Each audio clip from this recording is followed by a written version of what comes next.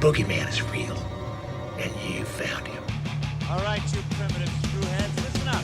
What's blood for, if not for shedding? I'm your #1 fan. I like to dissect girls. Did you know I'm utterly insane?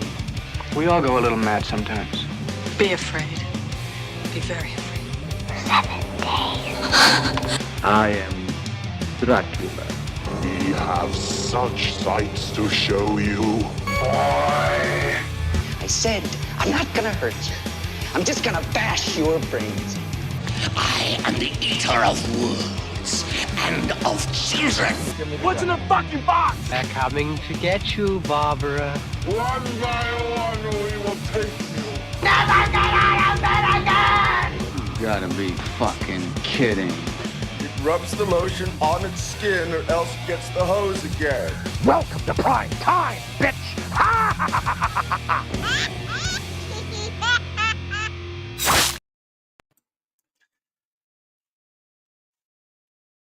I think we're good. Yes, Happy New Year, horror fans. Yes, it is Wednesday, 7 p.m. Central Time, and it's time for another episode of the Week in Horror podcast, the only podcast where you can truly celebrate your New Year's screams.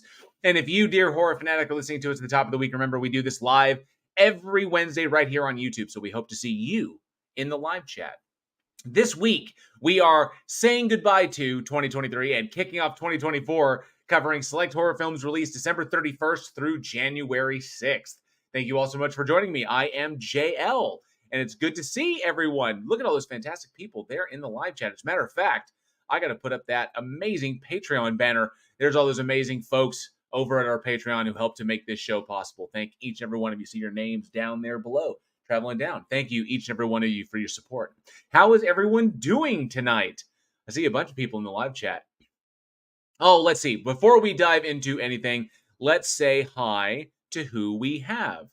And yes, you can see I'm holding down the fort. The boys are busy doing stuff, and I think they're on set right now, so they're currently working. But whereas I am working here, so let's see what we've got. I see Casey Cooper's here. It says, "Well met. Thank you for coming to my birthday celebration. Our host for tonight's ceremonies will be JL. Happy birthday, Casey Cooper. Thank you so much, bud. I do appreciate that." Travis Brown is here as well. It says, "Evening, y'all. Watched Poltergeist last week, and it is pretty funny shit. Pretty funny shit than later Adam Sandler's films. Poltergeist is one of a kind. It absolutely is. And still, in my opinion, the most batshit insane trauma production. Lloyd Kaufman is a freaking genius. He absolutely is. Rodin Les Ames here. Good to see you, Rodin Les Ames. His documentary films about axe murderers are such hatchet jobs. Well done, sir. I see what you did there. Good to see you, Rodin. Gabba Gabba to you. Raven Darkstar is here. Good to see you. And you are excused. Thank you very much. Good to see you, Raven, as well as, let me scroll down. I saw somebody mention, we're talking about age. So somebody said I was Reagan. Nope, I was Carter, 1980. So I was Carter. Yeah, when I was born, Jimmy Carter was president. So, but Reagan soon after that. Let's see who else we got here. Dr. Nimrod is here. Good to see you, Dr. Nimrod. It says bah humbug. Good to see you, bud. And I hope you're doing well, and I hope the family is well. Rodin Les Ames says, "Will they have remembered to oil up the turd polisher 9000?" I don't think we need to. I don't. Well, maybe on one of them. One of them I think just has some problems, but we'll dive into it. I promise you. I don't think we need the TP 9000 tonight. I really don't. Let me see. And yep, it's just me tonight. As far as I can tell, I don't know if somebody else might pop in. I'm not sure. Robert Biter, good to see you. Thanks so much for being here. Says on time-ish. Must be in a hurry today. Typically, when it's just me, we run on time.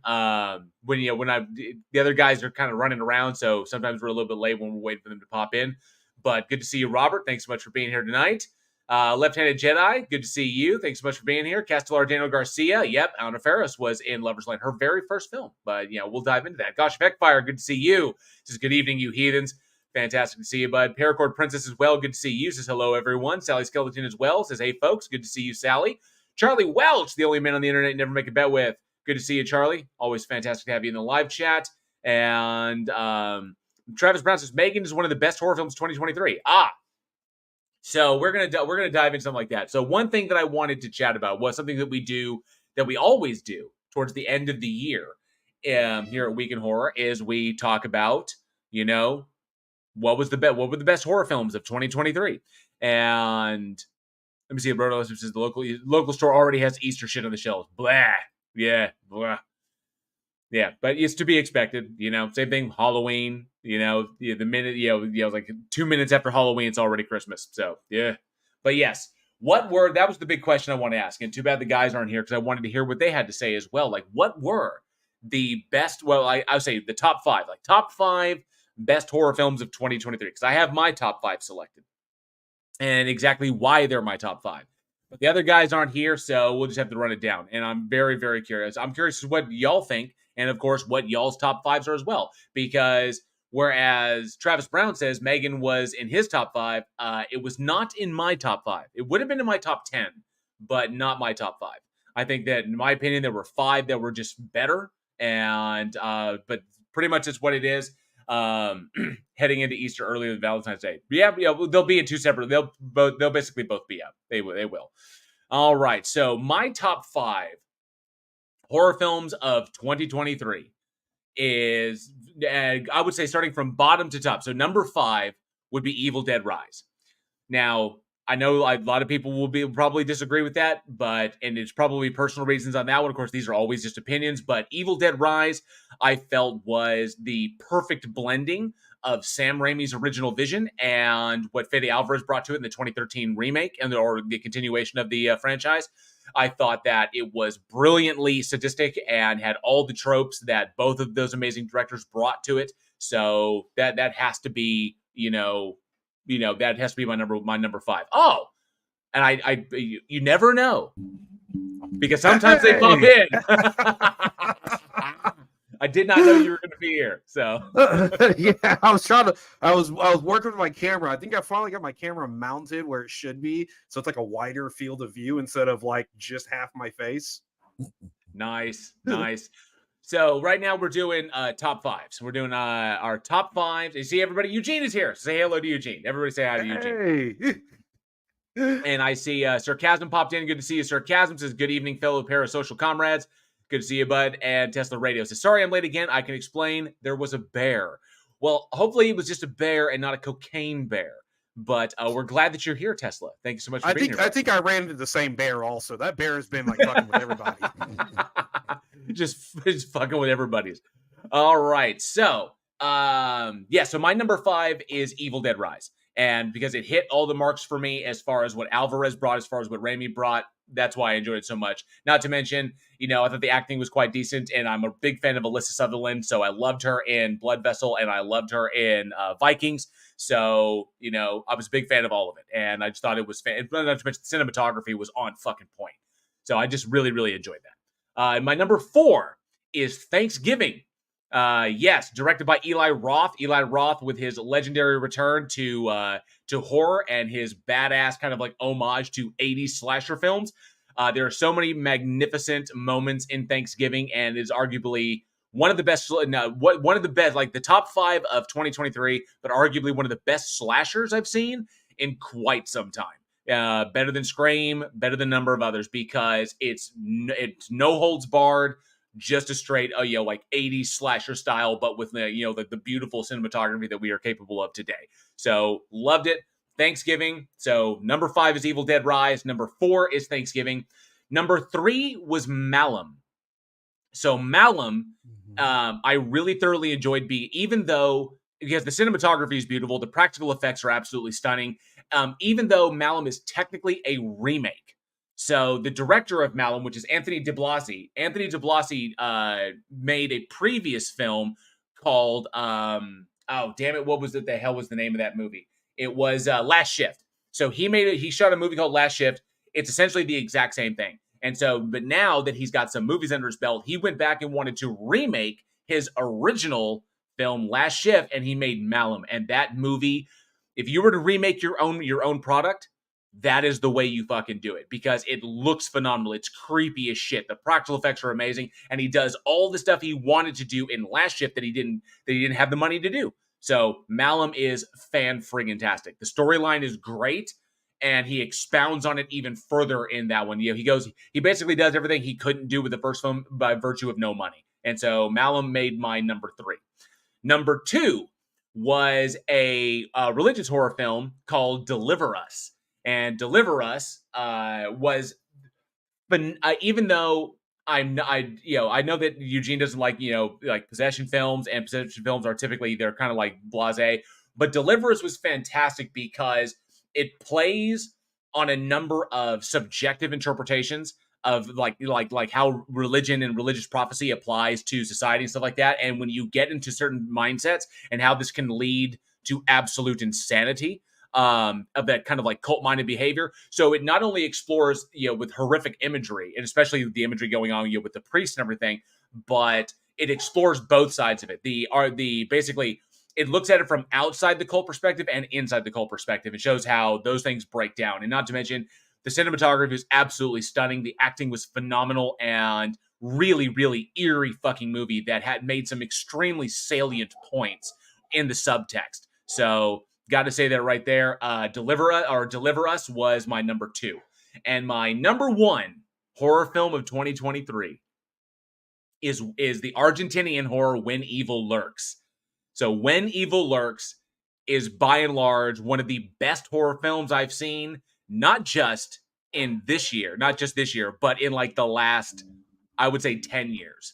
Because When Evil Lurks, directed by Damien Rugna, who directed Terrified, and not Terrifier, Terrified, which was an Argentinian anthology film that was linked. Basically, it was an extreme horror film that was about 4 different stories that were linked by a team of paranormal investigators.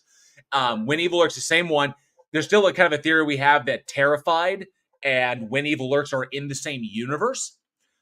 Which I think is fascinating. I want to explore that one day, talking about that. But When Evil Lurks is beautifully shot. It utilizes everything that rural Argentina has to go for. The acting is fucking phenomenal.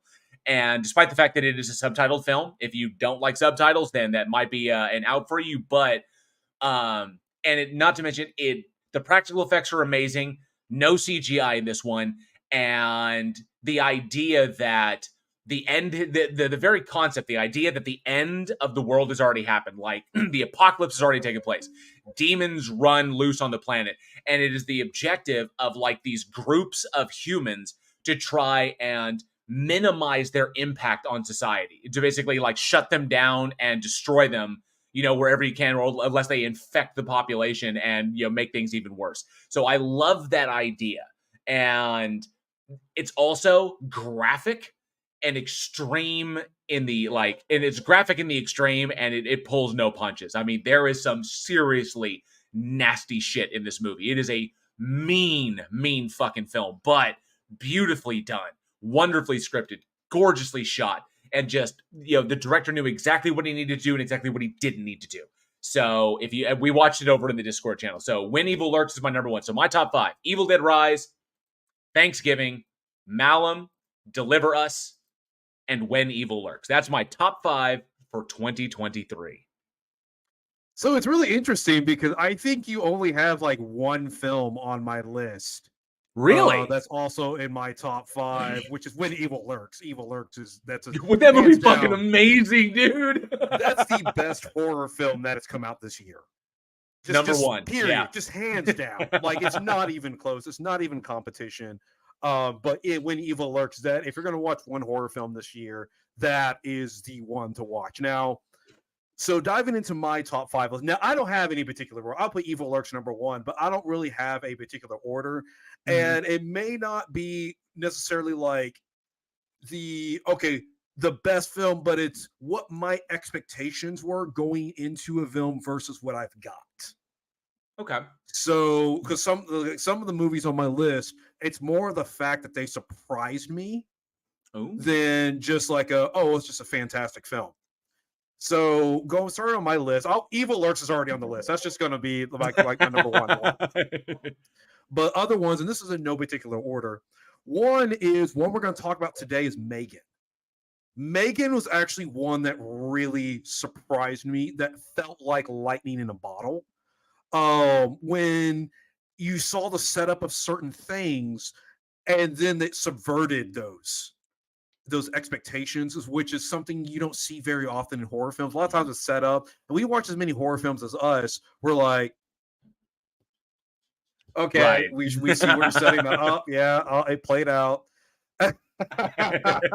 Hey, play it out just the way it is. But I love films. Says, Eugene, you're just weird. No, I totally agree. I totally agree with you on this one. Yeah, so M3GAN is a fantastic film. It is something that has definitely stuck around. You're seeing it more and more in pop culture, so it may be on the border of becoming another horror icon, which we don't get a lot of horror icons recently. We just really don't. So we talked about When Evil Lurks and M3GAN. Next one is going to be Wrath of Becky. Oh, I love this franchise.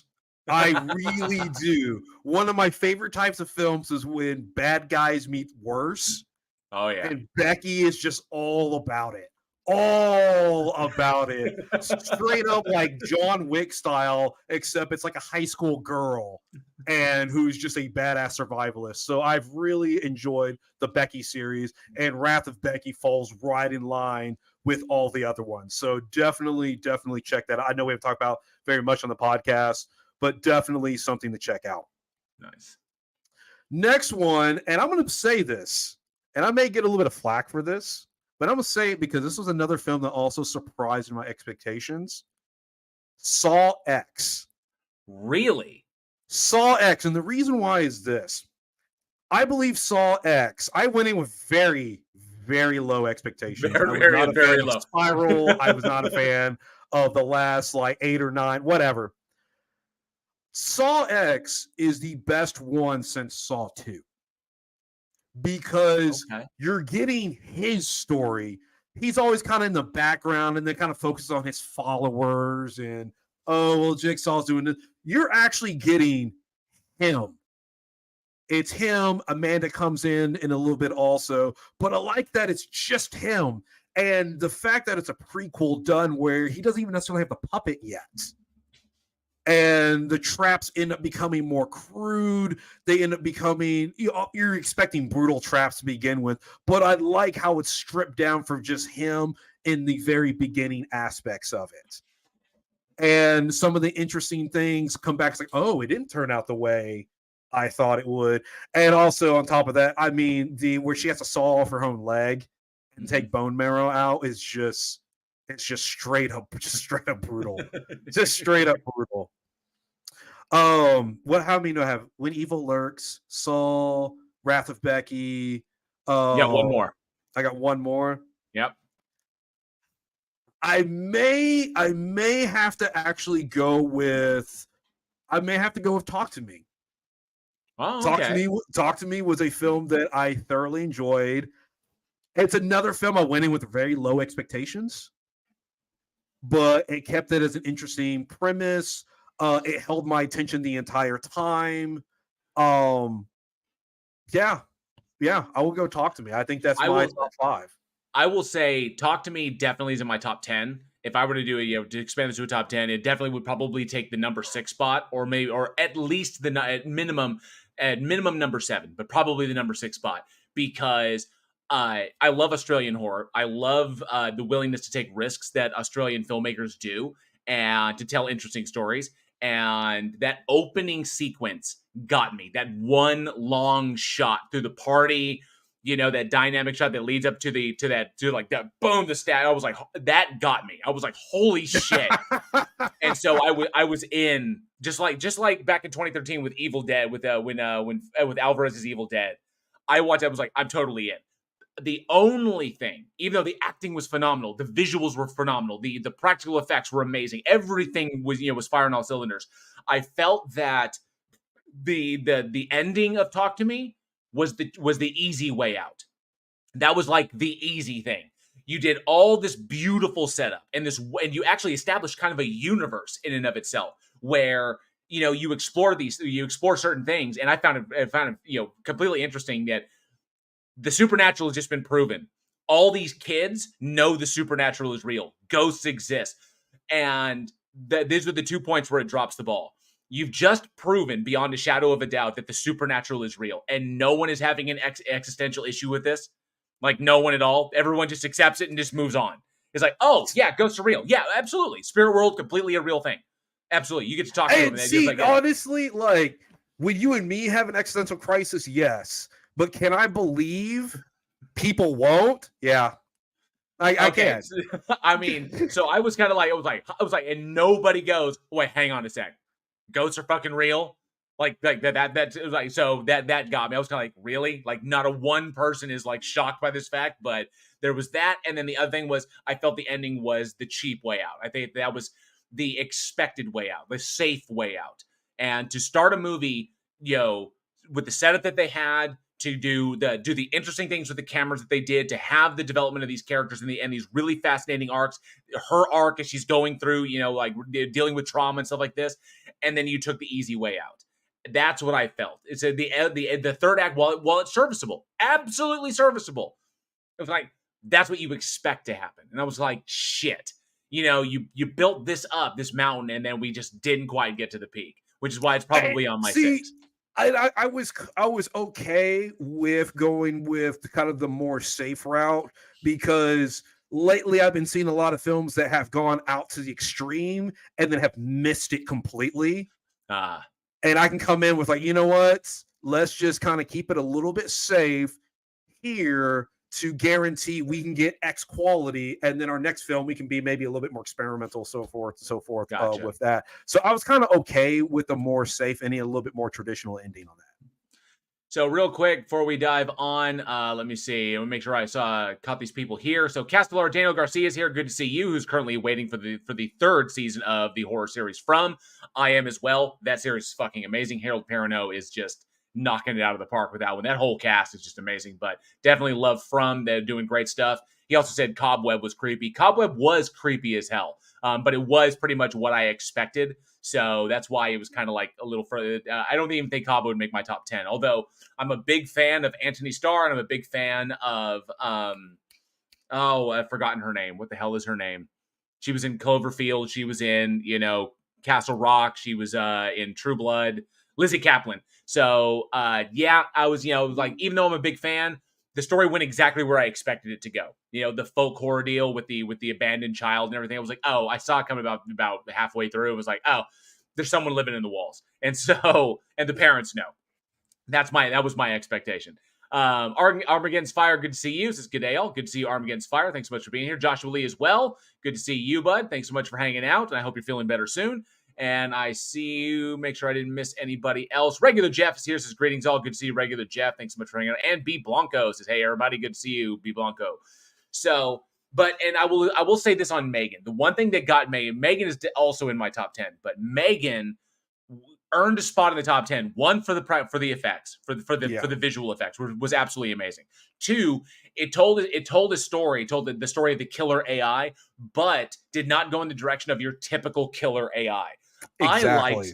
I like that that Blumhouse took the time to explore, the existential, the philosophical issues that lead to these, to why AI can wind up into this particular scenario. Now, it was similar, that exact same premise was similarly explored in Black Mirror, which is why it wasn't a surprise to me. I'm just glad they did it on the big screen instead of Black Mirror, because in Black Mirror, it was the exact same thing. It was it was like literally the implant that you give to the child that's an AI that protects them from trauma. It protects them from like seeing things that are bad or experiencing things that are bad. And so the child then acclimates to a world that doesn't harm them or scare them, and how that winds up like setting them up for failure like this. But in this particular one, you have a robot, with an AI that's been programmed to protect her from all harm. That's a bad thing. And how that thing, but there's that beautiful moment when M3GAN is hooked up into the machine and they mention death. Okay. And then she dives into that. And I was like, the dialogue there was pitch perfect as to how an AI with no concept of these things then connects those dots. And I love that they did that, which is why M3GAN's in my top 10. So, but not my top 5, because I'd already seen the premise before in Black Mirror, and I was like, okay. Because I've only seen a couple episodes of Black Mirror, so I haven't seen that episode yet. But yeah, I liked the direction that it went. Somebody in the comments was like, I'm glad it wasn't a remake. And I agree that it's like, right. Even though we've explored this concept a little bit here, it still felt like it wasn't a remake, a reboot, or existing IP or something like that. And I don't honestly believe with the amount of attention Meg has been getting, I wouldn't be surprised if we saw M3GAN 2 or 3 or something that turns it into a franchise. Oh, there's already set for 2025, M3GAN 2.0. Oh, see, already. It's already said, because the minute that little witch got hooked to the internet, you knew it was going to be unstoppable. So the AI will protect itself at all costs. Raven Darkstar says, "What was it? Was it M3GAN a Cylon?" Technically, you could kind of bridge that gap a little bit. You absolutely could. M3GAN was an early prototype of the Cylon. Ronald's name says, Rick and Morty, car, protect summer. Yes. That was such a funny episode. The melting ghost babies. That was so brilliant. My job is to protect summer, not like totally make, summer's experience like, nice or whatever. That's what you sound like. That's you. That's what you sound like. But fantastic choices across the board. All of them great films. So definitely let us know if you agree or disagree with our picks, and why. Or of course, let us know what your top 5 was in the comments below. Love reading your guys' reactions and hearing what you guys have to think, especially on what we say and of course what your own opinions are. Would love to hear what other people's top 5s are out there. And what do you think? What was your top 5 list of 2023? There were so many good ones, and unfortunately, no, Slaughterhouse, while entertaining, it was not in my top 10. There were just so many other films that were so much better, but Slaughterhouse does get some love because it was so utterly ridiculous. But it goes into the pile of movies like Zombievers and shit like that, of what it was trying to be. So, got to give it that. But, there were just issues. Oh, see, Ronos says, I just say, oh, that was something else. But, Going back to that, I just watched the spaghetti meatball episode last night. And man, that was a rough episode. Oh, that's a tough one, dude. Yeah. And then, where did the Salisbury steaks come from? Where did the Salisbury steaks come from? You don't want to.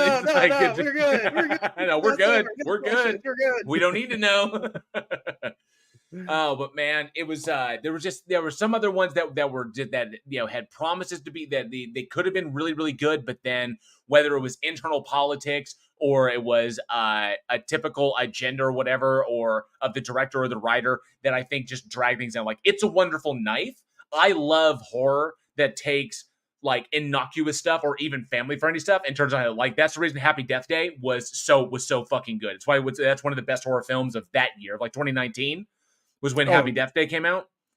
No, 2017. 2017. So Happy Death Day was amazing because it does that. And I love like the take on the Groundhog Day slasher film. And then, whenever they twist that, It's a Wonderful Knife could have been really good, but they just decided to like I said before, hit us with their kind of like message over the head, in the face, every single turn. And that just takes me out of the movie, which is why It's a Wonderful Knife didn't even make top 10. It's like, well, the Justin Long was great.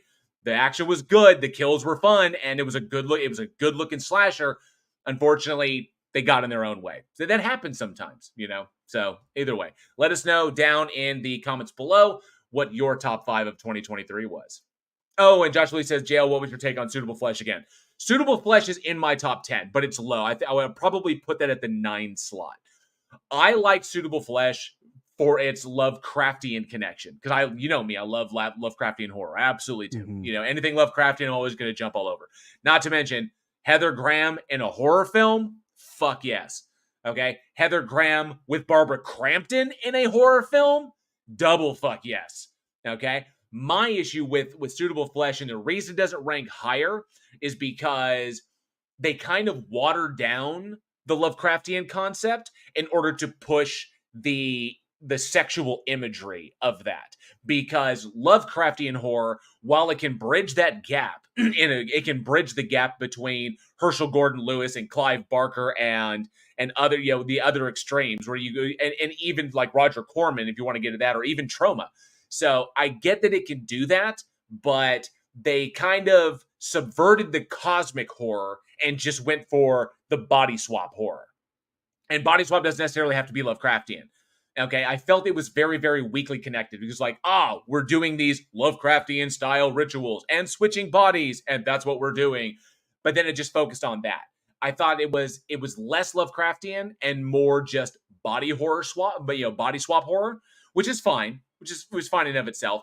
And the practical effects were solid. I thought it was decent. I thought that the premise could have been taken it could have been done a little bit differently without this need to like, let's see Heather Graham as sexually charged as we could possibly make her, is pretty much what that movie was. So and while we I enjoyed it, have Boogie Nights, and we already have Boogie Nights. We already know that Heather Graham is sexy as shit.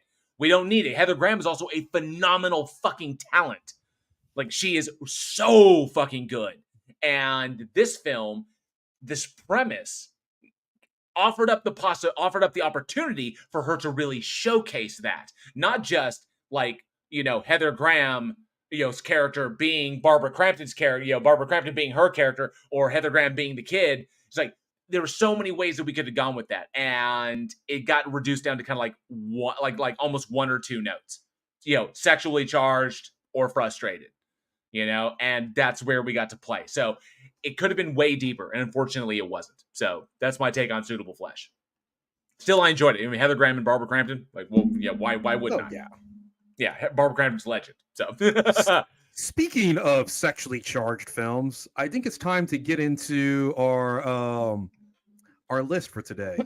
Yes, let's dive into it. So, it's just you and me. So, dude, what do we have up first? Kick us off.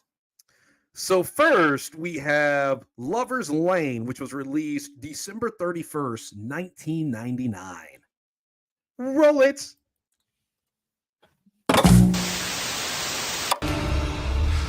Don't make me use my stuff on you, baby.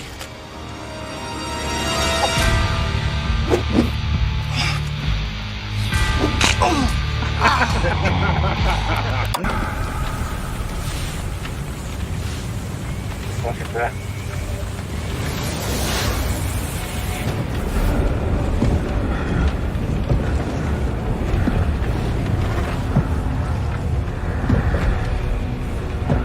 Baby. Hey, what's up? My dad's like freaking out at me right now. We have to leave in like 5 minutes. Okay, yeah, no problem. Okay. Well, I'll call you from the car. I love you.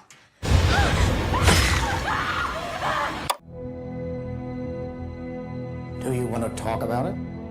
This anger? This rage? Let's talk about that night. You went up there just like always, to watch them, doing what you dreamed of doing. You killed those two young people.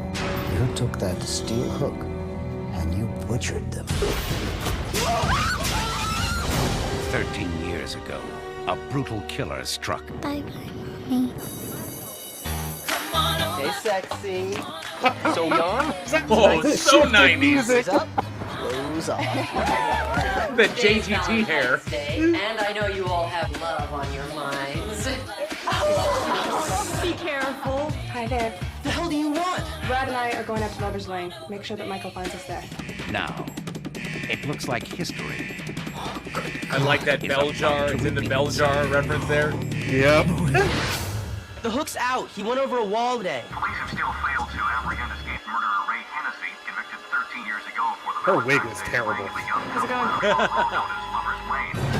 This time it'll be our kids. Do you think this guy's on a vendetta? That's just plain crazy. It's on! Where are they? Try Lover's Lane if you can find it. Did you hear something? Oh, come on. Don't tell me that you're scared.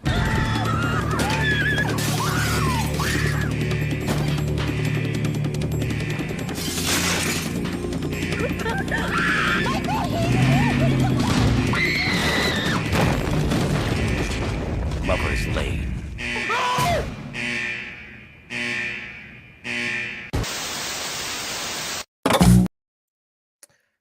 So that is Lover's Lane, directed by John Stephen Wars, starring Aaron Dean, Riley Smith, Sarah Lancaster, a very young Anna Faris, Billy O'Sylvian, and Richard Sanders.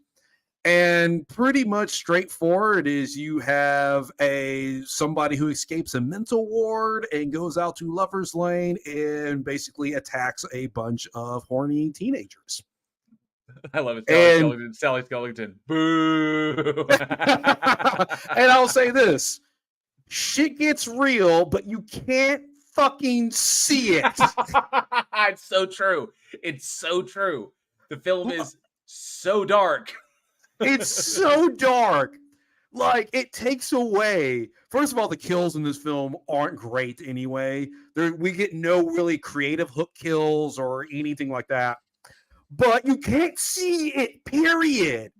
You just can't. They don't show it. They don't show the vast majority of them. It just is like, hook, and then you gotta like put it together in your head, which is really, really sad.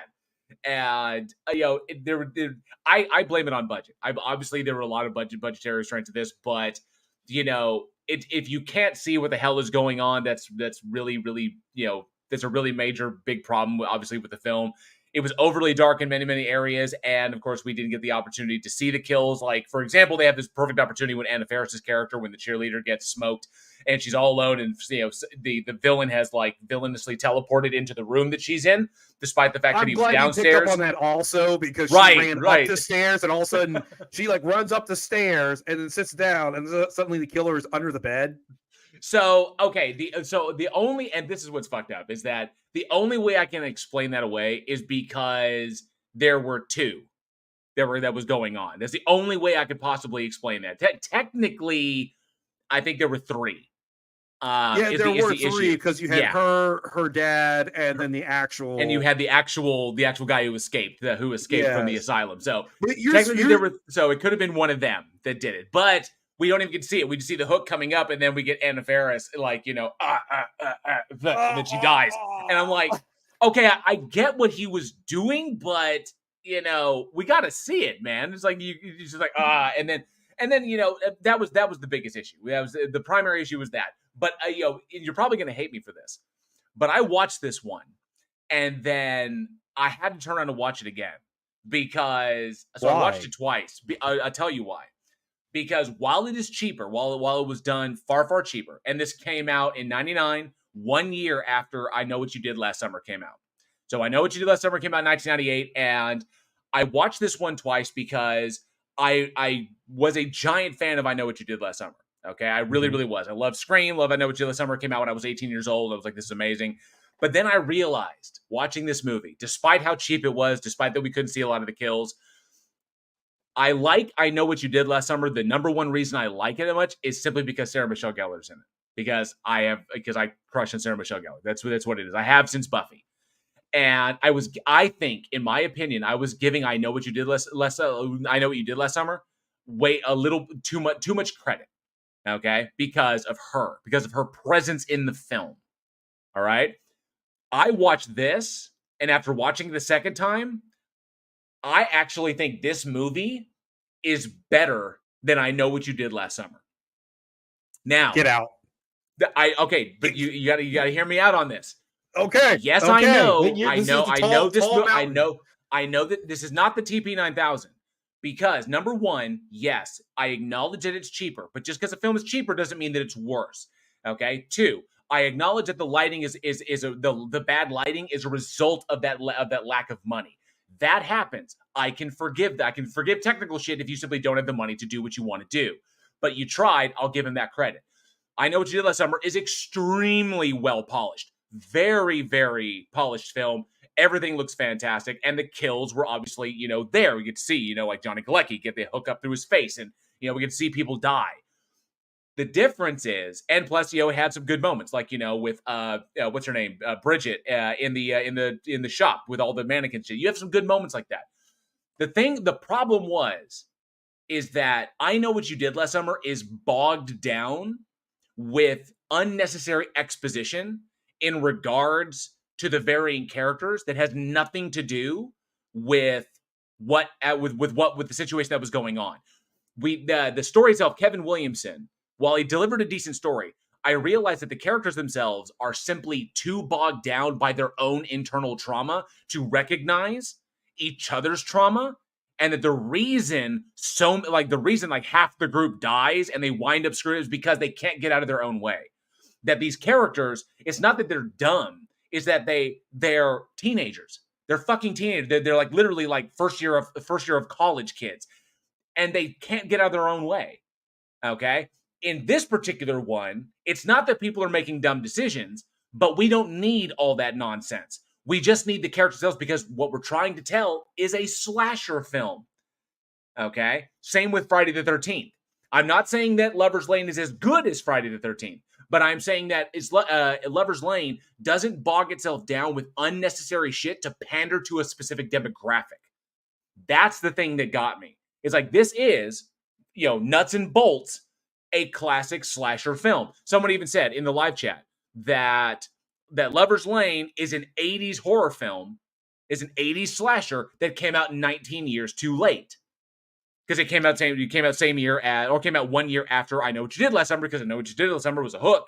It's a hook killer. But this one went with the urban legend that is more, that it has more, I guess, it resonates more with our culture. So it has a connective tissue there. I like that one. This movie is ostensibly what urban legend could have been had it had the money and the panache behind it. And it could probably have gotten the cast, because the biggest name in this movie at the time was Sarah Lancaster. Sarah Lancaster was, Saved by the Bell Next Class. And so, but it was nice to see her play a bad guy. I thought that was very cool, because I've only ever seen her play good people. Chuck, Scrubs. She always plays the good girl, good, sweet, girl next door. It was nice to see her as a bad guy. That was awesome. So okay, so this is what I heard off of your point. Despite you take I Know What You Did Last Summer, despite Lover's Lane having worse acting, worse cinematography, worse sound, there were plenty of sound issues. Like the ADR of the radio in the car, that you can hear this. You can hear clicks and pops in the soundtrack. You can hear him in the studio. I can hear. It was like, okay, that guy obviously recorded it in a studio. That's not an actual So sound you booth. take away all. They're like, okay, well, if all the technical stuff, because I Know What You Did Last Summer is a polished film. It had definitely a much bigger budget, and you're like, all this.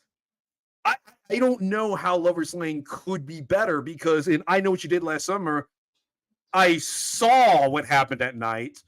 The kills were better.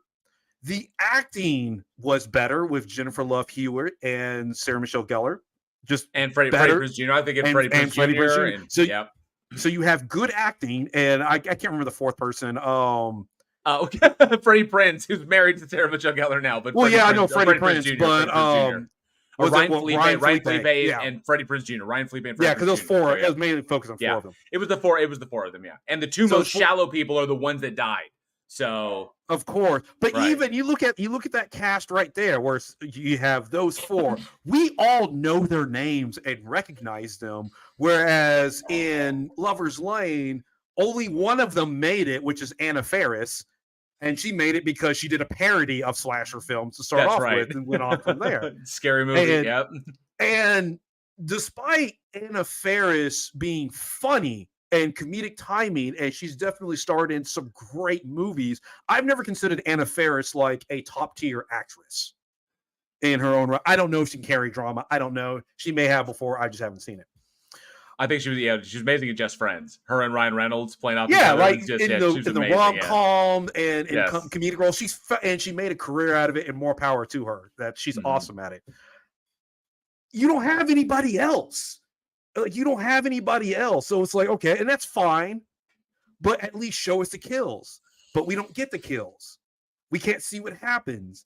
And maybe if this film came out in the early 80s, it could be more interesting.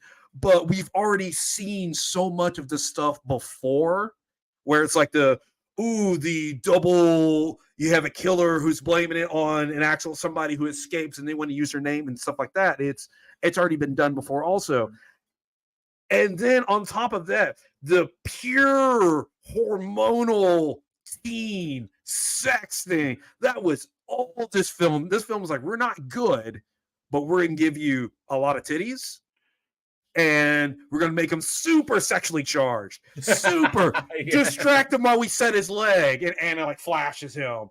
Do this, we're doing this at Lover's Lane, and that. And I was just like, it tried to use sex to make up for the lack of everything else that the film had. I can see that. I absolutely can. And I agree that this way, but I mean, I can only say what would you expect? Like that's the whole point. The whole point is TNA distracts. TNA is a distraction.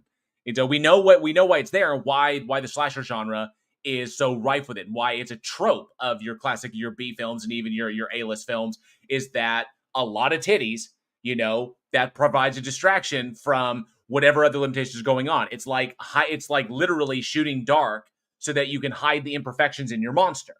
It's dark and it's creepy and it's atmospheric, but no, it's this is what we're really doing. We're allowing it to play for us. I Know What You Did Last Summer didn't have to distract you. It didn't have to be like, hey, we're going to give you sex and titties because that's all we got to offer, instead of like, here's some good performances. And we got two actresses who have those no nudity clauses in their contract, so we can't even do that.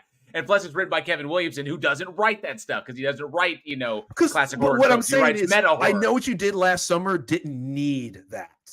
It didn't need it. Joy, whereas Lover's Lane needed it. It needed to go the hub route because that was all it got. I agree that I think whoever I totally missed who said it in there, who said it in the live chat. So remind me of that. So I totally agree that Lover's Lane was definitely an 80s film, and you can tell by what the cameras they shot with that it has that classic kind of grain to it. It is definitely an 80s slasher film that came out 19 years too late. I will agree with that one. But for this plain and simple fact that in my eyes, the film doesn't overcomplicate shit. It's not pandering to a demographic. It's not trying to hit me over the head with a message. It's not trying to hit me over the head with a moral quandary. It's not making me ask questions. It's a slasher film for slasher film's sakes. Yes, we can ask questions after the fact. We can look at these things and we can say it's like, oh well, which killer was it? Was it the escaped convict who did this murder, or was it the insane daughter who did this? Because no one breaks up with me and I'm going to kill you. I thought that's just phenomenal, just craziness. Or was it the dad? Which one was which? And we can always explore that. And that's always fun. But I like the fact that it wasn't complicated. Yes, everything that was a problem with this one could have been solved. Every single problem could have been solved with a larger budget.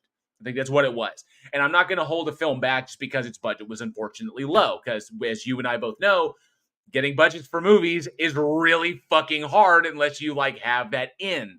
So, but I got to say, dude. Also on top of that, we've seen low budget films that are lit well. We have. We've seen. We talked about what was he talking about the film? Not last week, but the week before, where everything else was bad in that film. Everything else was bad, but the cinematography. The cinematographer did his job. Smooth camera movement. Everything was lit well. The bad acting was lit so beautifully, right? So it's no excuse. Oh, go ahead. Bruno says, just goes to show, titties can make a bad movie mediocre. They can. They absolutely can. And Sarcasm says, it was me, but I didn't say that being made 19 years earlier would have made it good. LOL. So I'm not even saying that the movie is fantastic. I'm not. I have seen way better films that have had small budgets or even lower budgets than this because they knew what they wanted to do and they did not try to work beyond their budget. And therefore we end up seeing the outcome on the screen. I'm not saying that. I'm not even saying by and large that Lover's Lane is one of the best slasher films. It definitely is not. I'm just saying that obviously this came out in 1999. I Know What You Did Last Summer came out in 1998. This is obviously pulling off the whole hook-handed killer trope, and it's running off of the urban legend thing.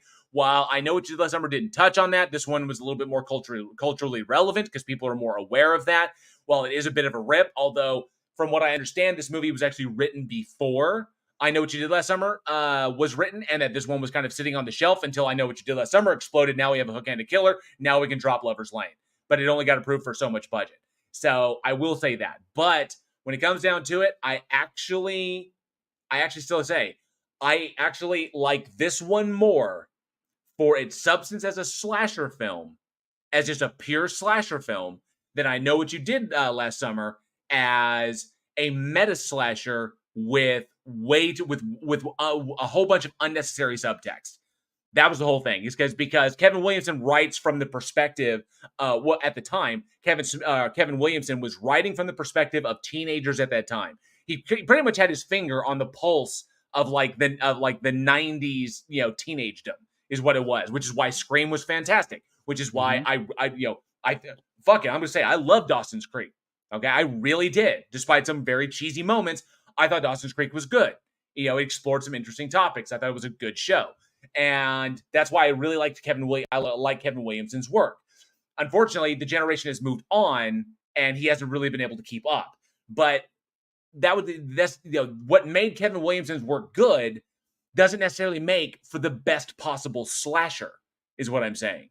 It just happened to work well because he was writing a slasher film, and plus, let's not forget, Wes Craven was behind Scream, so Wes Craven is the one who made that work, And I'm just gonna say that while not the best, I'm not walking it back, sarcasm. I'm not. I never stated that Lover's Lane was one of the best. I'm just saying I actually like this one better for having a hook-handed killer and for having the multiple killers, which is a little nod to Scream.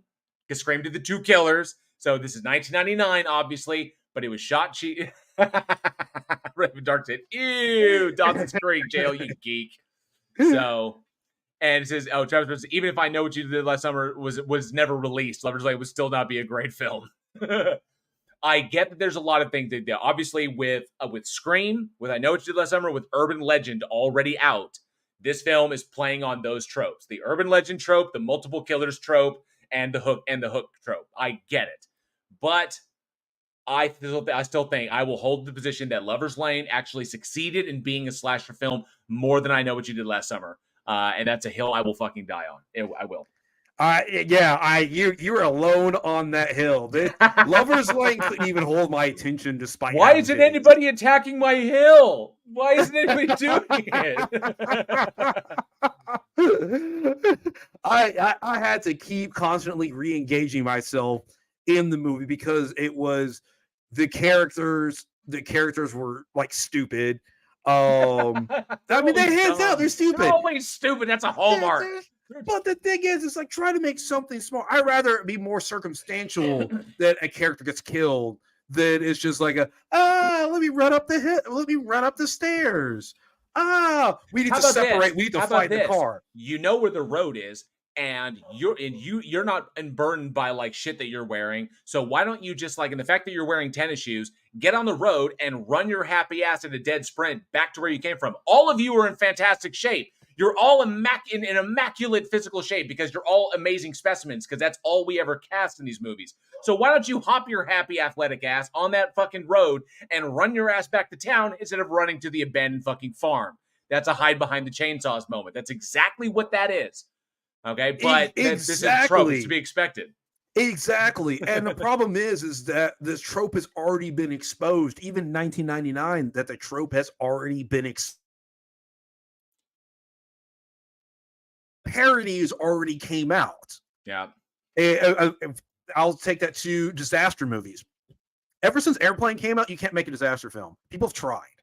For the last 40 years, people have been trying to make disaster films, and it just can't work because Airplane did it. Airplane made fun of every single trope. Now you have Scream comes out, and the successful slashers that have come out since Scream have been able to either own the tropes like Scream did, or reinvent or add something new like Happy Death Day and some of the others where it's like, okay, we can change it and we can make it more, we can make the characterization better, we can shoot it better, we can make the kills better, we can do this. Lover's Lane doesn't do it. Yes, Joshua Lee, I am serious. And hey, Sherry Tilly, good to see you. Thanks so much for hanging out tonight. I appreciate that. Yes, it's definitely let's hide behind the chainsaws mode. Still love that commercial. Of all the Geico commercials, it's like, why don't we get the running car? Are you crazy? He's like, that commercial's fantastic. And then even then, it's like, let's hide behind the chainsaws. And then the killer's like, real? It's like, just too stupid to live. It's just like, when it comes down to it, I will say this, that I'm gonna go on that. If you're looking for a slasher film, yes, there are far better ones. There are far better slasher films. Oh, Eugene, Joshua says you didn't do the line. I said shit gets real, but you can't see it. No, he says, "Are you?" No, Joshua Lee. I think you meant surely you aren't serious. I am serious, and don't call me Shirley. There you go. There you go. I think that's the line Joshua Lee was. He was like, "Surely you're not serious." I am serious. Don't call me Shirley. Don't call me Shirley.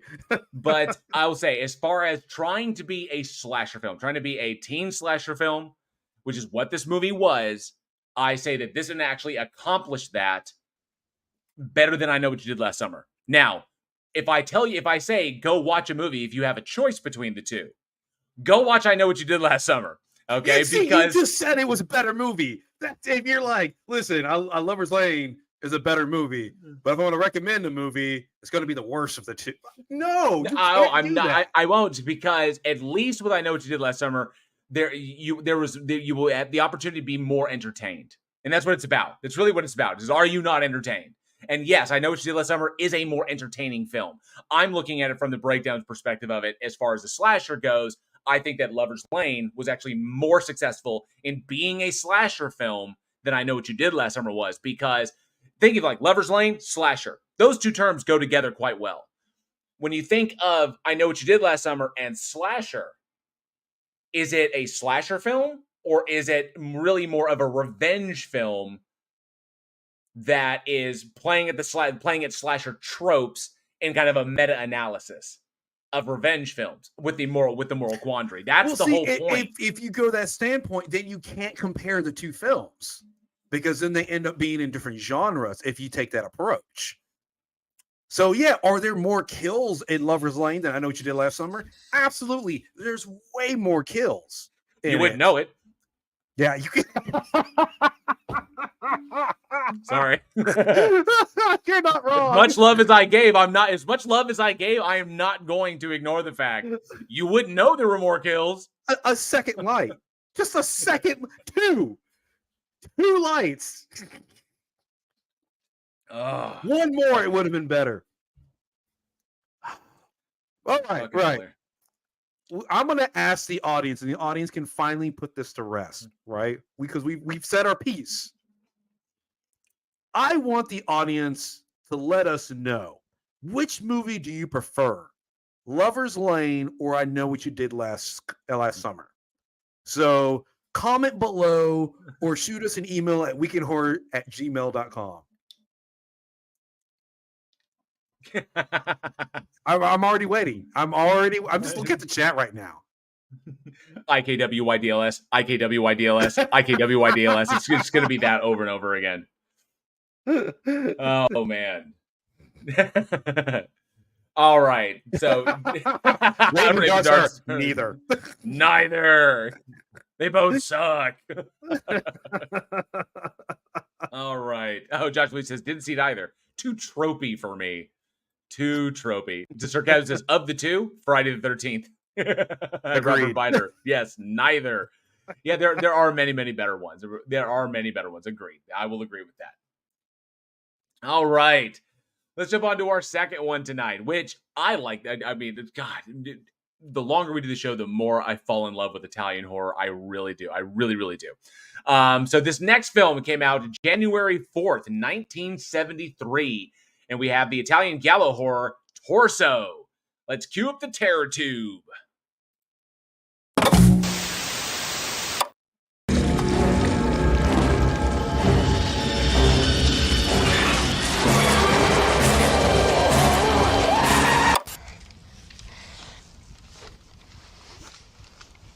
All right, dickwads.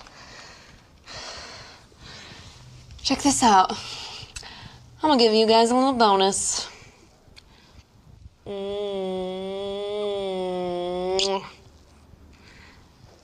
All right, that's about as raunchy as I'm gonna get.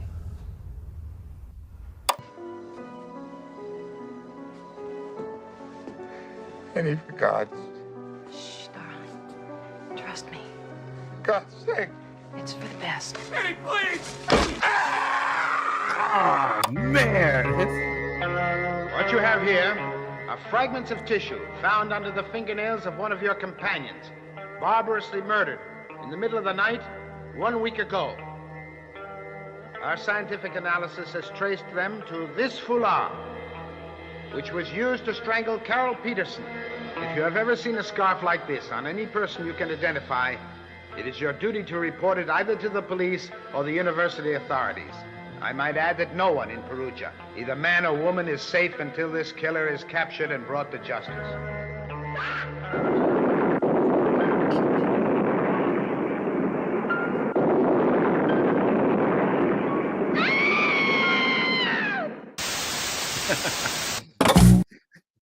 Love that scream there at the end.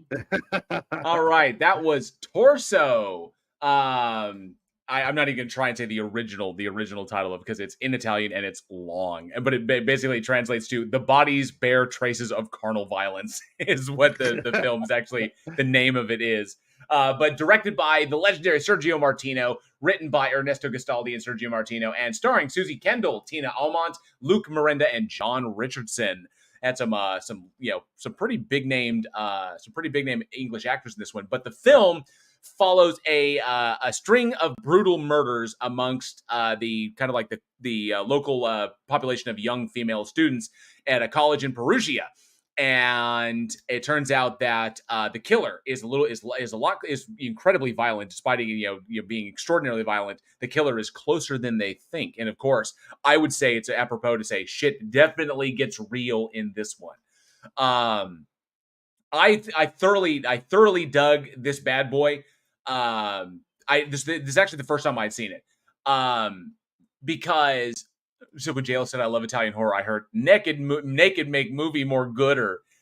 I think it does sometimes. It really does. If as long as it plays to the story. I dug this one because of a lot of elements at the time that this film came out in 1973. Work in America was being done in understanding psychosexual disorders and how they play into homicidal ideation and extreme violent crime in America. And that work was being undergone at that time. So these notions of these things that, like for example, the stuff that Robert Bloch was kind of like tying into when he was writing Psycho, and how the shit that went down in Wisconsin one state over from where he was writing Psycho, how that kind of people were becoming more and more aware of this, and so these notions, these concepts were coming into the horror genre. And I loved what Martino did on this one because he took stuff like that instead of just saying the killer is a killer for whatever the killer's reasons are, and sometimes we never explain that. This particular giallo or horror film really went for the gusto in giving a solid foundation to why the killer is who they are and what they do. And so we have a good, solid, established killer and a really, really, I would almost say, a lot of foundational tropes that you see going forward. I think this movie was a lot more inspirational. A lot of people give it credit for. I think that this is one of the Torso, while being beautifully shot. I love movies that shoot in fucking Italy, man. Italy is so amazing to shoot in. I actually saw some areas in this that were reused by Ridley Scott in Hannibal. So, but I thoroughly enjoyed it, as I got the sense that this is kind of the kind of like one of those films that came along where the slasher genre was beginning to really find its footing. The tropes weren't so established because this is pre Black Christmas, this is pre Chainsaw, this is pre all the major ones that we know of. This is post. I mean, Psycho's only been out for 13 years at this point. I think that the slasher genre, Stalker had only been out, I don't know, what was it? Peeping Tom had only been out for a few years. And so I think that this is one of those ones where the slasher genre began to really find its footing. And I think it's a brilliant little proto-slasher. It really is. Yeah, so this one I definitely enjoyed a lot more. First of all, I can see what happened at night. Right. It just helps. It's helpful. It's helpful. It helps. When you can discern your blacks, when you discern the blacks on the villain against the blacks of the background, that's a very important thing. It kind of helps where I'm just not looking at a black screen and a silhouette of somebody, and you can actually see what happens. I like this one because it actually has some creative uses, and it has some really creative shots, and it's some of the shots have become standard today, but you have to keep in mind in 1973, that was new and people were really experimenting and going out there with it. This is great locations. And even here, despite all the basically all the sex that goes on, the characters are more interesting. Like in Lover's Lane, the characters just weren't interesting. They were just horny teens, one-dimensional, and it's just blah. On this one, we actually get a little bit more. We can actually see the kills in it. We have some creative, and some creative notice some creating editing choices. Yes, definitely. When you're like, you have the kill and then it cuts the shot of like the doll and then cuts back to the girl like in the woods, and it was like that's not something you see in slashers very often. I like how Martino was referencing back so that we understand the underlying subtext that is playing into each moment. And really, really smart stuff. Just really, really good storytelling and unique cinematography in this. I love is like let's let's juxtapose this particular scene against this that we've already established, so the audience has an idea, can follow along with this kind of pathology, which I really, so they can start forming it in their head. Really good stuff. Yeah, it's just it's interesting. It's interesting stuff like that can elevate your film above the others that have come out. And so like basically a lot of stuff that has come out of Italy at this time period is just gold. It just really is. And like it's to me the film is just solid overall. Like I said, we're still missing a couple of tropes, so it's not quite a slasher, but it hands down falls in the category of the proto slasher. Like it's finding its footing and has influenced people to get into the slasher genre, which really explodes in about 8 to 10 years later. Rodinello's name says it's almost like it was a competent film. It absolutely was. It was a competent film. I also really dug the red herring. The red herring of the Fouillard is that the killer, is a strangler, is strangling its victims with a Fouillard, which is that like kind of like it's almost like kind of like a thin like lightweight scarf that can go over the head or it can go around like an ascot. So it's like this multi-purpose kind of fashion accessory, and I like that.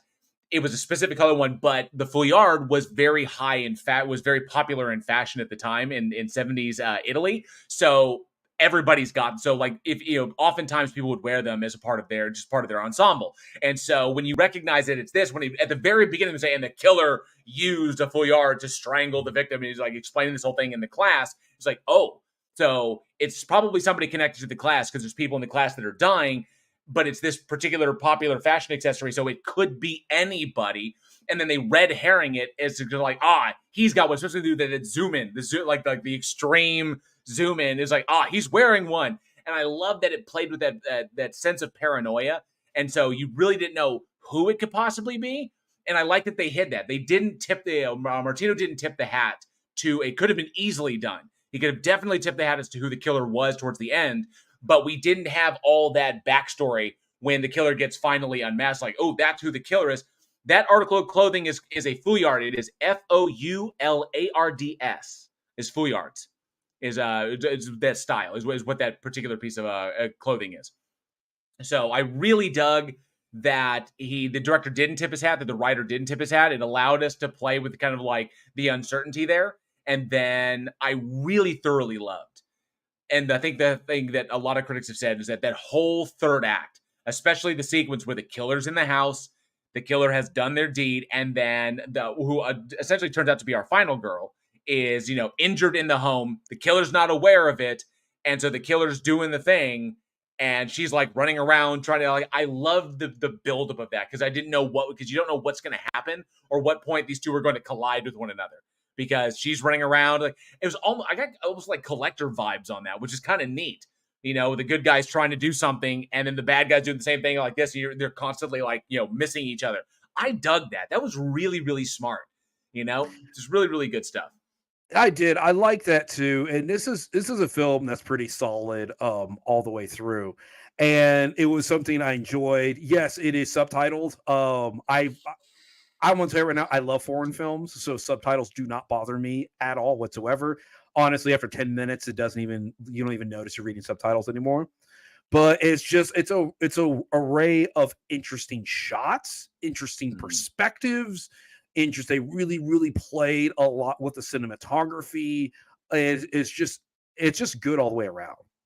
I found it something I found kind of compelling is that they as far as like the gore goes, as far as like the gore and the violence goes, they had no problem with that. You got this dude who's like, strangling. Some of the kills were fantastic and like brutal because he'll murder them and then he'll like just mutilate them after the fact. So some of that stuff was really hardcore. I loved the wood sequence. I thought was brilliant when the girls walk through. She's wandered off into the woods or like that, and you see the killer like in the mist and everything.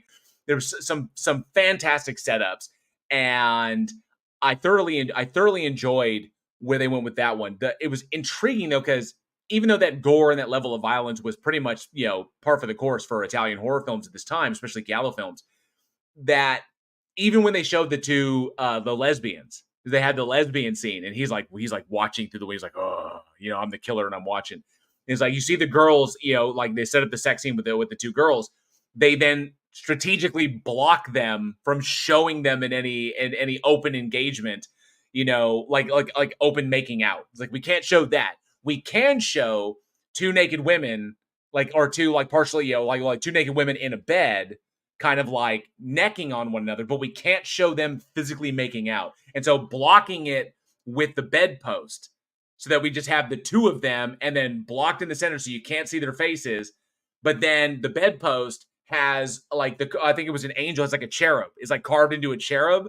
And then that's in focus, but the girls are not. I thought just like, wow. So accomplishing two tasks at once, and I love that idea that the ever watching eye of whether you interpret it as God or whether you interpret it as the killer itself plays into this idea and plays into what people thought of the homosexual lifestyle in the 70s. And now it was while it was more acceptable in Italy, it was still kind of like underground, similar to the United States. But I like the way he played that. I like the way he accomplished two things. He avoided the censor from dropping the hammer on the film and was able to provide the audience some context as however they want to interpret that imagery, which I thought was really, really smart. Really good shit. Even the opening credit sequence where it's just like the credits were specifically out of focus. Dude, it was so fucking Fincher. Like I could see where we're.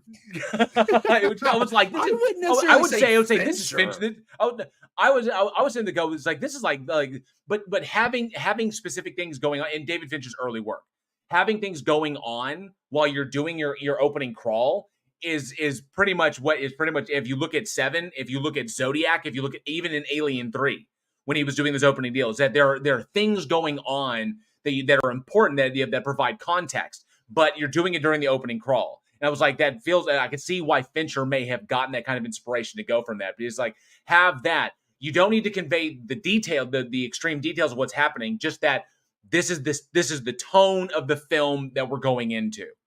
Same with, you see it in Seven, obviously in Seven, you have, Seven, not necessarily one of his best title sequences. And so that's why I really, really thoroughly enjoyed this. I really dug it. It's just fucking smart. And this comes from, obviously it's Sergio Martino, who did, I think one of his best ones was the Whip in the Body, was one of his best films, even though it was one of his earliest. He's got some good stuff under his belt, stuff that I know a lot of people would love. But this one is so fucking smartly done. I think is an excellent example of what we would call the proto slasher, like the earliest tropes. The tropes aren't cemented yet, but it's getting there, and it's kind of informing the films that will go forward when we start getting into not just the fact that there's a killer, but the pathology of the killer. So this is up there with like Peeping Tom, which was and we talked about that one on the show as well. Peeping Tom was an excellent example of that, where it dove as much into the pathology of the bad guy as it did the characters that the bad guy is stalking. So you can see that influence kind of running through the genre going forward, which I really thoroughly loved. But there are...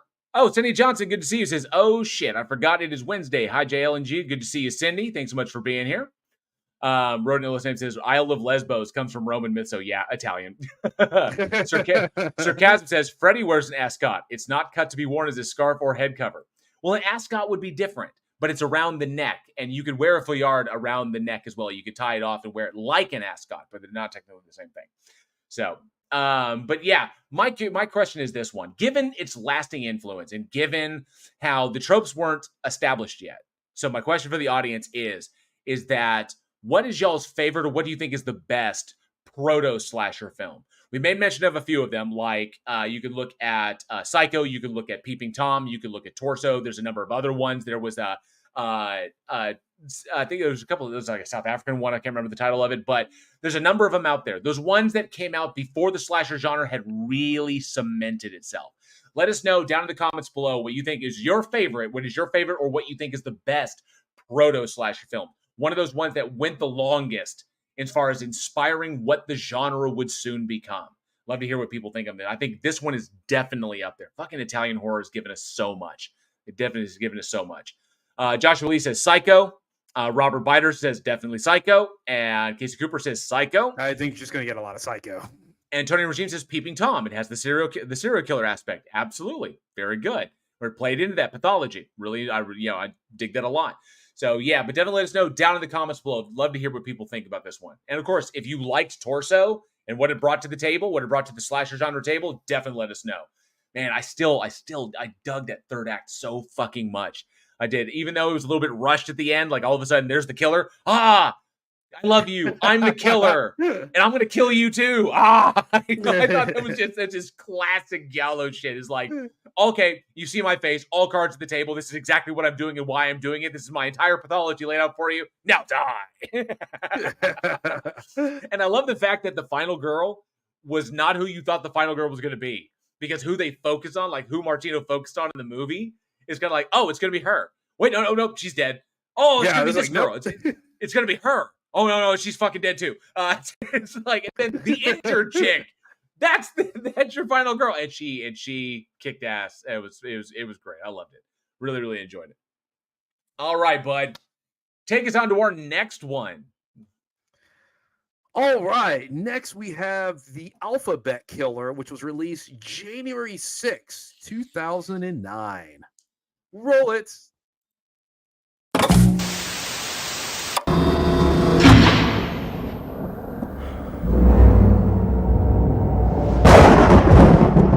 Oh my God.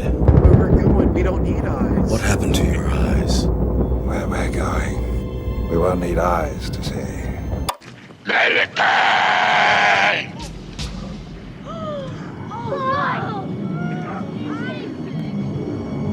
He wants you too, Malachi.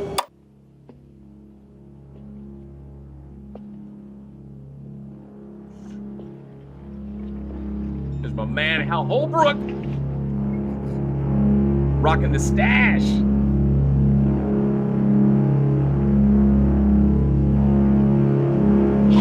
And he's dead.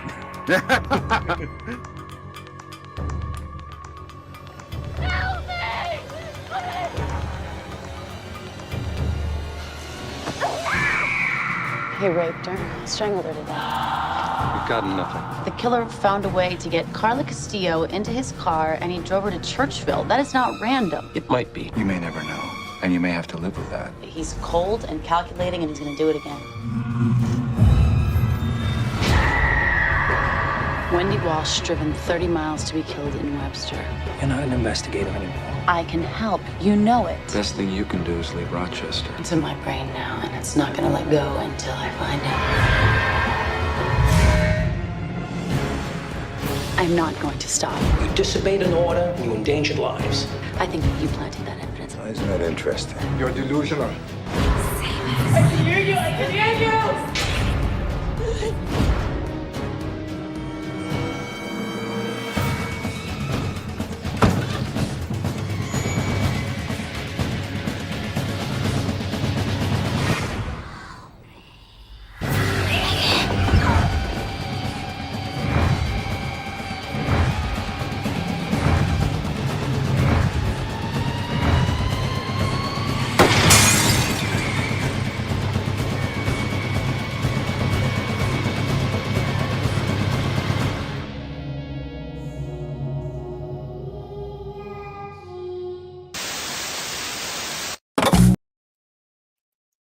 All right, that is The Alphabet Killer, directed by Rob Schmidt, starring Martin Donovan, the illustrious Elijah Dushku, Carrie Elves, Andrew Faselica, sure, Timothy Holton, Michael Ironson, Melissa Leo, and Carl Lumbe.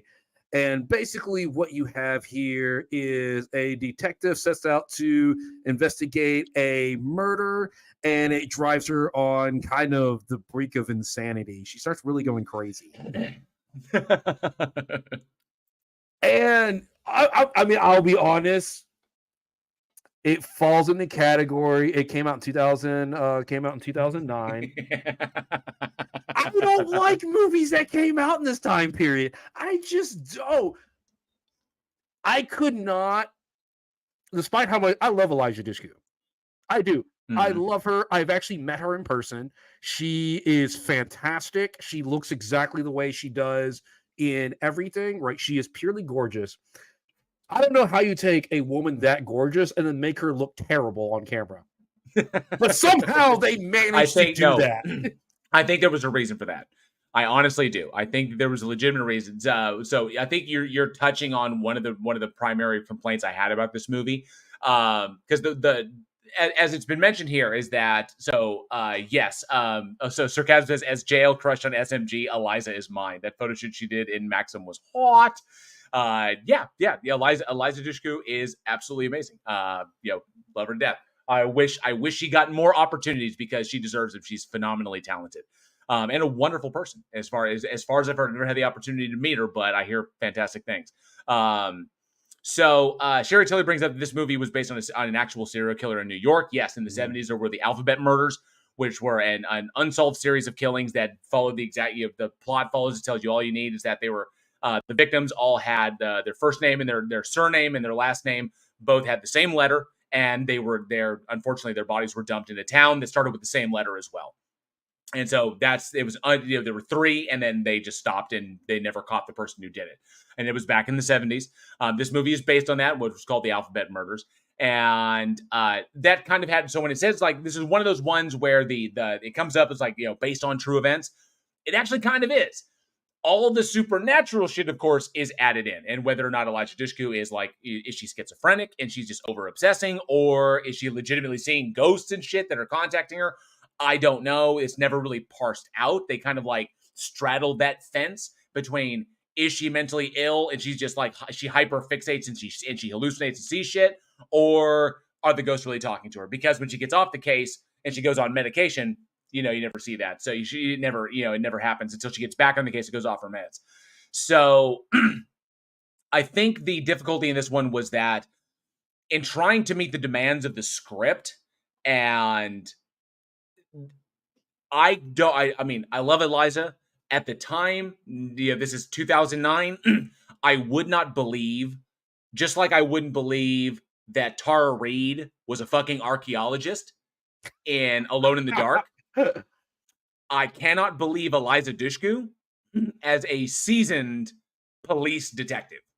Like a homicide detective. You mean you didn't believe that Denise Richards was an a theoretical physicist in a fucking Bond film? No, that's a Bond film. So all the ladies have got to be like Bond ladies. But no, I was like, I can't. I simply can't do it. So, and that's what kind of took me out of it. And I'm touching on that thing that you pointed out. Like, how can a movie go out of its way to make someone as phenomenally gorgeous as Eliza Dushku not look like not good? It's like they had to bring her down in order to match the demand of the character itself, because she basically is a very young person playing a role designed for someone at least 15 to 20 years older than she is, or at least with 50, 20 years more experience. So that's someone who's been in, I think anybody who's worked in law enforcement will tell you that someone who's that seasoned has seen a phenomenal amount of horrors and atrocity. That shit works on you physically. That kind of stress will prematurely age you. You see that in what they've seen of the world, and that just doesn't reflect in Eliza, especially in Eliza of 2009, because 2009 Eliza Dushku is 2 years. Okay, 2 years after Buffy ended. She's 2 years outside of Buffy on this one, and she looked phenomenal in that way in Buffy. And I see here, Wrong Turn fit her perfectly. Okay, but this one, I think the role was a little bit too much. I think it was just, it's not that she did a bad job. I just think it was miscast. I think that someone who actually can convey that character should have been cast instead, especially when you surround her with Carrie Elwes, Michael Ironside, Tom Noonan, all the guys around her who look like world-weary fucking detectives. And she's like, and we don't even get that in the script. You remember to go back to Fincher, remember in 7, that one little moment when when Mills is walking into the Greed crime scene, right? He's walking in. He's not talking to any of the cops. It's already been brought up that he is rather young, that he pretty much rocketed through the police force. He was a badass cop, great instincts, made it to detective, and then specifically said, I want to come to this city. I want to come to this Metro Command. Then he goes there. Then you got the plainclothes off, or you got the uniformed officers who were like, maintaining the perimeter. You can hear them talking in the background, like, who is this guy? He's like commenting on how young he is and how inexperienced he is. And now he's walking in and he's got to deal with that stress because he happened to like shoot up the ranks. And so, but we never get that dynamic. Everyone just takes her as like, oh yeah, she's a detective. Absolutely. This is a pure case, and with Elijah Dushku is she hit gold in the early 2000s with her part on Buffy. She was great in Wrong Turn and in Bring It On. And you kind of have this couple of years. Bring It On. Like, it's already been brought. It's already been brought in. I'll be straight up honest. Bring It On is a good movie. It's actually a really good movie. It is actually that movie is a lot better than it should have been. And she was part of the reason why that movie was so good. That movie is so well cast. And so you get her. She plays these great characters. She's in these good movies.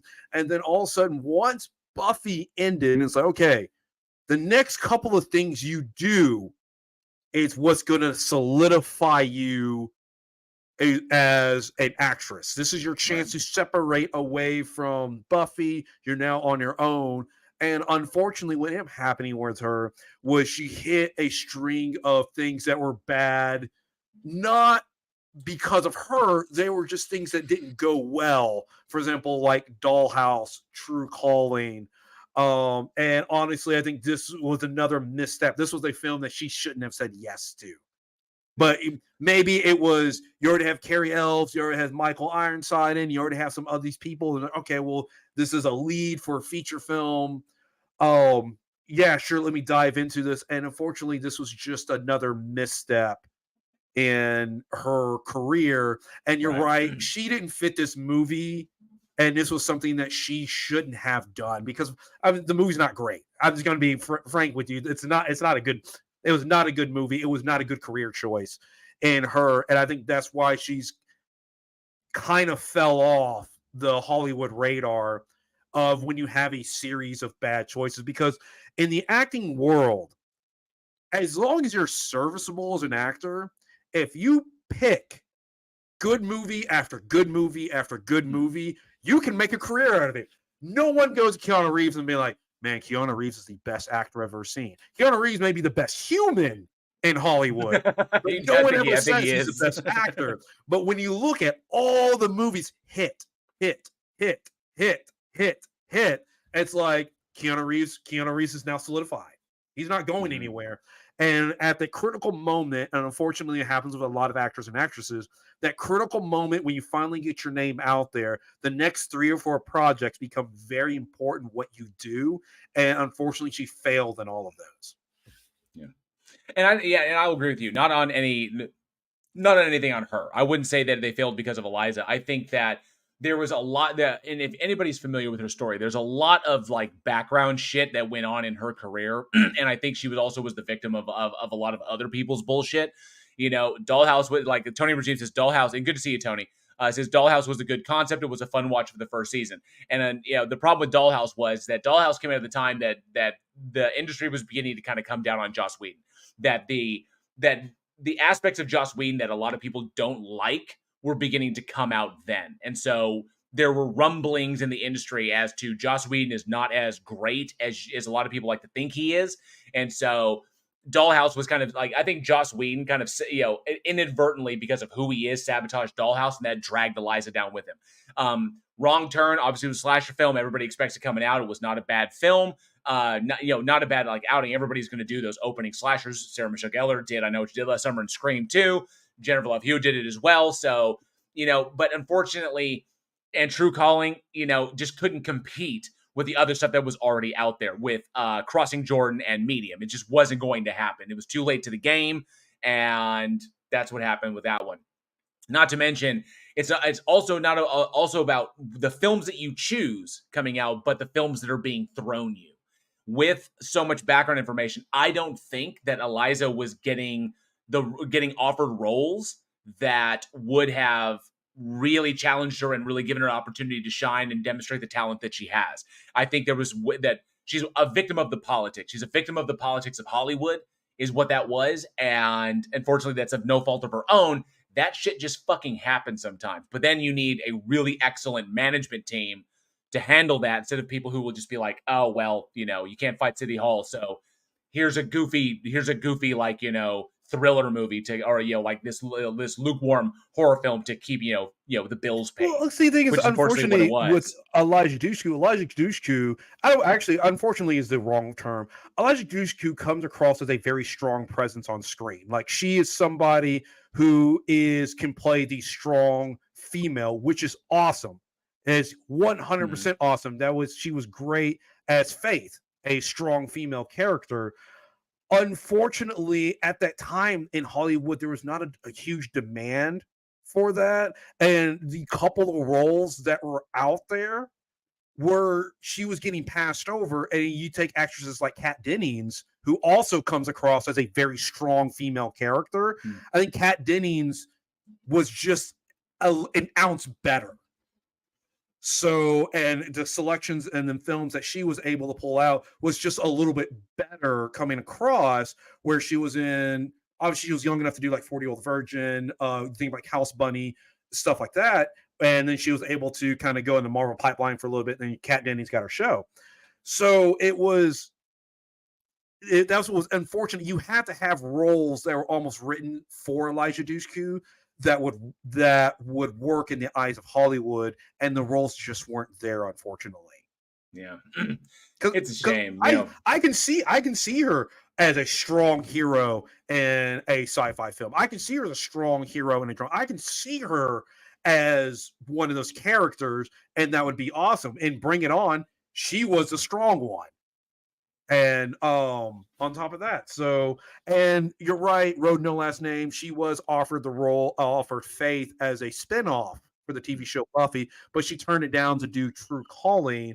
And though I would have loved a Faith spinoff, I think Faith is one of the best characters, most developed, interesting characters in the Buffy verse. I can understand her saying no because she didn't want to get typecasted as Faith. Like, and then because if that show ran for, say, another 5 years, like, say, Angel did, then all of a sudden she's playing Faith for 7-8 years, and then that's all anybody sees her as. So I can understand taking the risk of doing something different. I would say, I mean, me, yeah, I'm always about it, but you get that opportunity to write a character and to run that character as long as you can to become a household name, I say do it. Patrick Stewart did it with Captain Picard. You never know how it's going to come back around, even when the series ends. Sure, you can always branch out and show what you can do, which Patrick Stewart did with both theater and with the other movies that he did. If you haven't seen Green Room, fucking see it. Green Room with Patrick Stewart. He was like, holy shit. Oh, no, it is, yeah. First of all, Green Room is a fantastic film, but it's such a gamble because you're like, you can write a character, you get that nice paycheck, and that's a success. You're on TV for 7, 8, 9 years in a row. Ask Allison Hannigan. Success. Hands down, success. She has all the money she ever needs, and she can go live out her days. She never has to act again if she doesn't want to. I know How I Met Your Mother, and that Buffy and the Buffy residual. Those are still trickling in. You're solid. Just keep coming in, and so that's perfectly fine. But I can also understand people are like, do you take the risk? Because then do you go out on a limb and then maybe you become the B-lister or the A-lister? Because a lot of A-listers started off on TV shows and then they went against their type and now they're A-listers. So it's kind of it's that gamble, and unfortunately, I believe she lost that gamble. Yeah, this is a shame. And, given it was wild because, you expect a movie like this, to kind of like be obviously there was money there. There was money there to have the likes. It's a number of like named actors. I mean, the fact that it has Carrie Elwes in it, that it has Michael Irons in it, it has Timothy fucking Hutton in it. It's got fucking future Oscar winner Melissa Leo along with Martin Donovan. Like so many names are in this one. She was surrounded by Tom Noonan. She was surrounded by a phenomenal cast of extremely seasoned, very versatile actors all around her in virtually every scene that she's in. As well as, I think, if I remember correctly, I want to make sure I get that right. Yeah, and Carl Lumbly. So who was the doctor that she was seeing? There was so many things that could have gone right for this film. And so many things just didn't. As far as like the film is shot, I get the aesthetic of filming in that kind of like slate gray motif, that kind of like we would say that kind of cobalt steel kind of look in order to bring things down where it's that monochromatic I get the idea to kind of try and sell that idea, and then it's juxtaposed against when she's up in the attic and she's like working in her own little space. It's the only place that has the most diverse color, or when she's in the church that has that. So there are specific moments that are, but it's all very formulaic and all very obvious.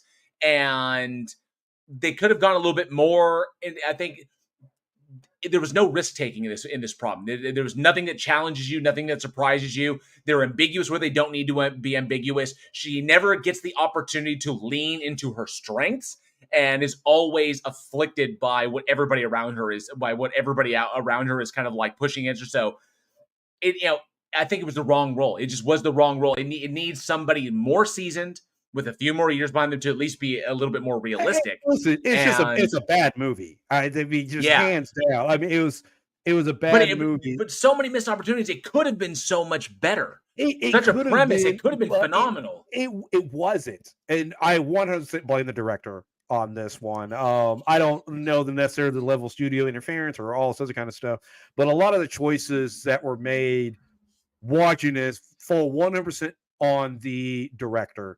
It was just poor choices that were made, aside from casting, like I said, the coloring, the cinematography. Unfortunately, going into the monochromatic, there are plenty of good films that are shot monochromatically. The first one that comes to mind is The Ring. It has a very, very bluish tint to it, and it kind of leans heavily on this blue. The problem is with this film is that it draws more almost like, it's not quite black and white, but it's more like grayscale. And whereas when you look at a film like The Ring pops the way it needs to. The saturation levels of it's still very aesthetically pleasing. Whereas this film is like, instead of being aesthetically pleasing to look at, it's like, we want to show you how dark it is by making it gray. And I'm like, I don't just your subject matter alone can deal with this. There's plenty of beautifully shot films that are about serial killers, like Seven, for example. It's just not there. So it missed the mark on a lot of things. Yeah. So and of course, I mean, with it, I don't think it would need to be brought up. I mean, Rob Schmidt, obviously there are problems. There's problems there. You brought up Rob Schmidt as the director, and looking at where Rob Schmidt came from, he did, before he did the Alphabet Killer, he did a few things that was good. I mean, his work on, I thought his Masters of Horror work, Right to Die, was not bad. Wrong Turn, was obviously, it was decent. But obviously, he's recently run into some serious issues.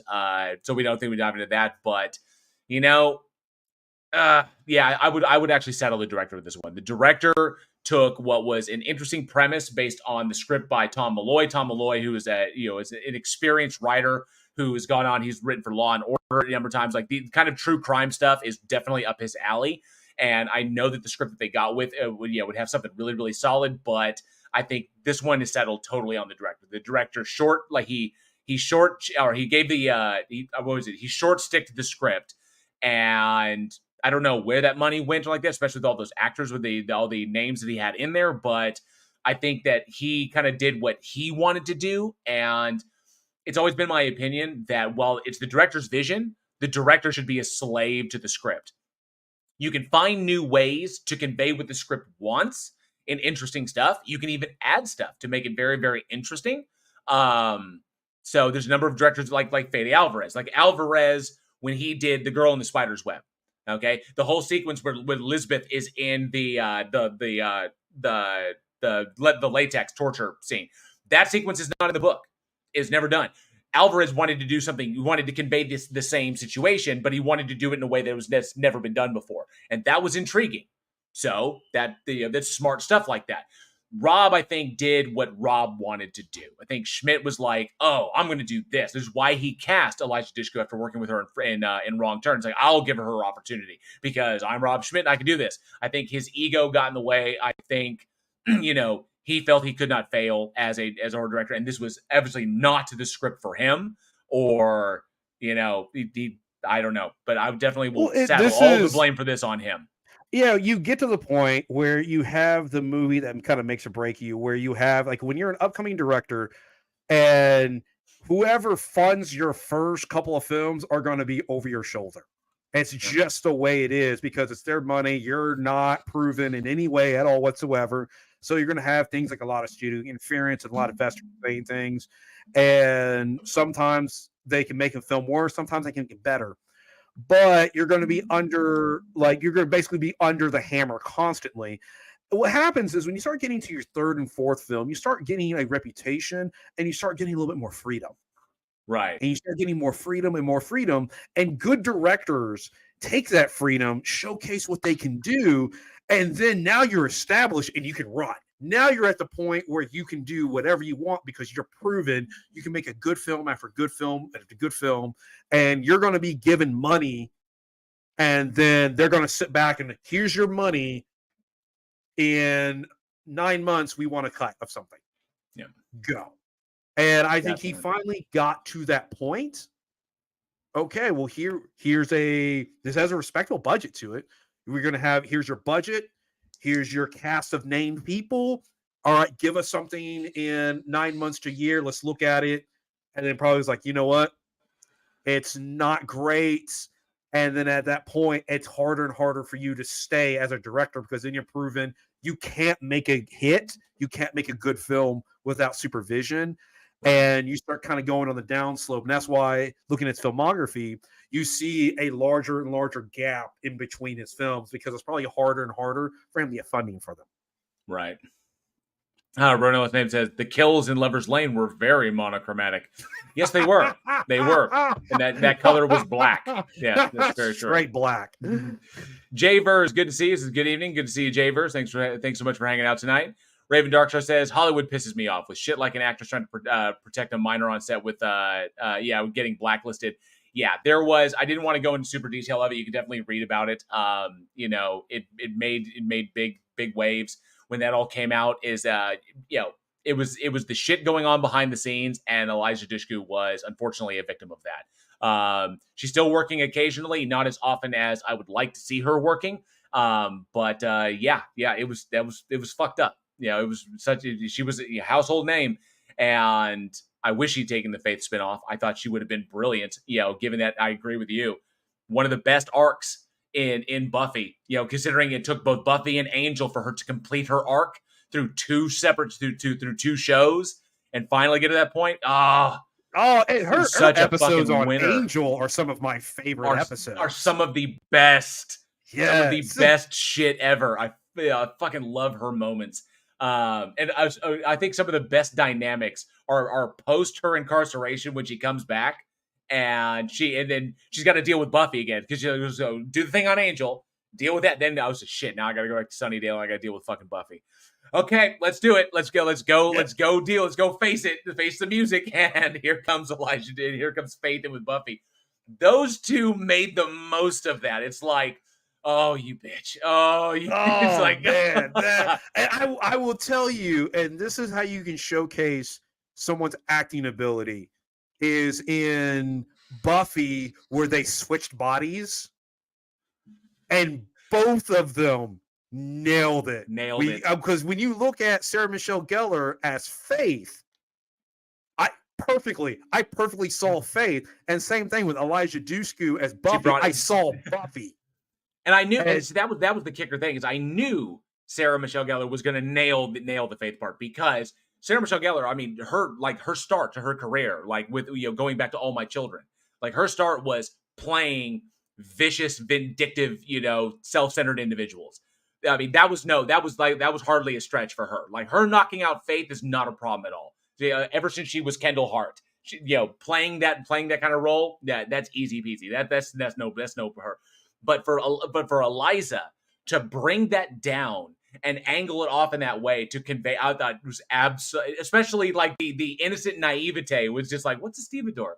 That like it was like the things that I don't get. It's like was brilliant shit. I thought, she fucking flew on that show. And I think that the Faith spinoff would have been an awesome opportunity for her to take that and run with it. I wish she'd taken it. I really do. I wish she'd taken it too. But I have my Buffy and Angel box sets right next to each other, so I'm happy with what we got. And I hope things turn around. I hope that she does get the opportunity she gets, because I think the last thing I saw her in was that fucking horror movie with Robert Patrick. I can't even remember the name of it. There was like her. God damn it! What that was that? Man, hang on. I got to pull up her IMDb real quick just to see.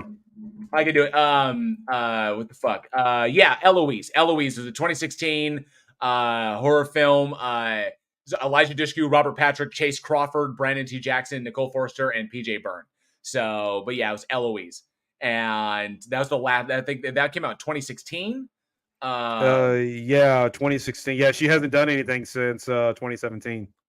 Yeah, so that's the last thing I remember seeing her in. She wasn't given an opportunity. I do remember her I saw her in the Scribbler, and even though she was supporting cast in that one, and it really went to what's her freaking name? And she was on Arrow. She was Arrow for the longest time. Fucking Katie Cassidy, and Katie Cassidy is great. I wish she had a bit more of a role in that, but nonetheless, I mean, the work she does is good. I just wish she got more opportunities. Yeah, unfortunately. Yeah. All right. But all right. I want to ask the audience. We talked a lot about Elijah Dushku and felt like she was wrong for the part for the wrong movie. Who do you think should have played M3GAN? Who should have played the main female detective in The Alphabet Killer? So comment below or shoot us an email at weekinhorror@gmail.com. Damn it! Who should have been in that role? 2009, slightly older, just a little bit more age to kind of get the character across. See, I feel like the movie's beneath like any like older heavyweight. It's just beneath. Like you're like, okay, well, cool. We'll take somebody like Kate Winslet's older, but she does awesome movies. So like, I can't see her in this. We got a couple coming in right now. So we got Robert Biter saying Sigourney Weaver. We got Sarcasm says Naomi Judd. Naomi Judd. I think I would actually not Naomi Judd. I think Ashley Judd. Maybe. Yeah, maybe Ashley Judd. Maybe Ashley Judd. A little bit more on her, and plus, not to mention that she held her own in like Kiss the Girls, which I thought she was also in like Double Jeopardy, right? Yes, in Double Jeopardy. Yeah. So I think Ashley Judd would have been what I think would have been fairly good. Joshua Lee says Jodie Foster, possibly, but I think Jodie Foster's too big. Yeah, Frances McDormand in 2009. Frances McDormand could have nailed that. She could have nailed that, but I think she's very selective in the roles that she does. Like that's what I'm getting into. It's like you can't take like a typical A-lister like Sigourney Weaver, Kate Blanchett, Jodie Foster of that level because they're like the top tier Oscar winners. Well, and we're looking back at 2009. But even I'm talking even in 2009 because Jodie Foster, Sigourney, in terms of that. So it'd have to be like Tony Regime said, Winona Ryder. I think it's at that right level. Winona Ryder has. What about Olivia Wilde? I think Olivia Wilde might be too young. You think she might be too young? Because I'm going by what she was able to convey in House. You know, and see, I think that she has that level of maturity that can come across, and she's not as baby faced as in respect to like age. She's not as baby faced as Elijah Dushku was. I think Olivia Wilde might have been because she has a harder look to her that I think can translate to age. So it's harder for me to believe because she did In Time 3 years later. And was easily in, everybody stopped at the age of 25. So, and she was believable to be 25. So it's kind of a hard sell for me to see her as someone in their mid 30s. In their mid 30s to late 30s at the earliest. Yeah, at the earliest. That's a hard one. That's difficult. To 2009. There we go. Robert Bader said Natasha Henstridge. Oh, maybe if she could act. He says that chick from Species, maybe if she could act, because in Species it was very, very easy. It's very one note. But if you see her acting in Ghosts of Mars or in The Whole Nine Yards, you understand why. No, that wouldn't happen. No, she was so bad as in she's just so actor. Yeah. Ooh, Emily Deschanel. I could see Emily Deschanel. Even how young? No, because she's the older sister. She's the older sister. She was the one in Bones, not Zoe Deschanel, who was on New Girl. So I can see, because Emily Deschanel was around the time of Boogeyman. So I think Emily Deschanel could have played that. I think she's got that right star power level at that time. Right. Like it's not something she would accept today, but something maybe back then. Tony Regime, after seeing Winona in Stranger Things, I can believe she could convince Jill that she's a world-weary homicide cop. The female detective on Law and Order SVU, although typecasting, that would be Mariska Hegarty. Possibly, yeah, I can see Mariska Hegarty doing this one as well. Was that is she, if I'm talking about Jane Seymour's daughter, not Jane Seymour, Jane Mansfield's daughter, right? Yeah. Okay. Yeah, I can see her playing that. Sherry Tilly Stonick-Caddick. So obviously, she came through on Castle. She was working across Nathan Fillion. I think maybe. I think Stonick-Caddick goes in the same category as I would say Olivia Wilde goes, where a little young but still has that slightly harder and more mature look than Elijah Dushku has. So maybe Stonick-Caddick, maybe. So, but definitely let us know down in the comments below who you think. We got a lot of names here, but a lot of possibility that I think would have actually elevated this movie to be, and the fact, replace the fucking director. Put it in the hands of a director who knows how to handle this kind of shit. Exactly. That would be my take. So many choices. Oh, man. So let's get on to our last one. Oh, man, we ran kind of long, but because we talked about Elijah Dushku all day. Oh, yeah, we can make a podcast about her. So we absolutely could. All right, the last film we have on tonight's list is of course, released January 6th, 2023, and we have the absolute showstopper M3GAN, which actually made it into Eugene's top 5. Let's check out this trailer. Roll the terror tube.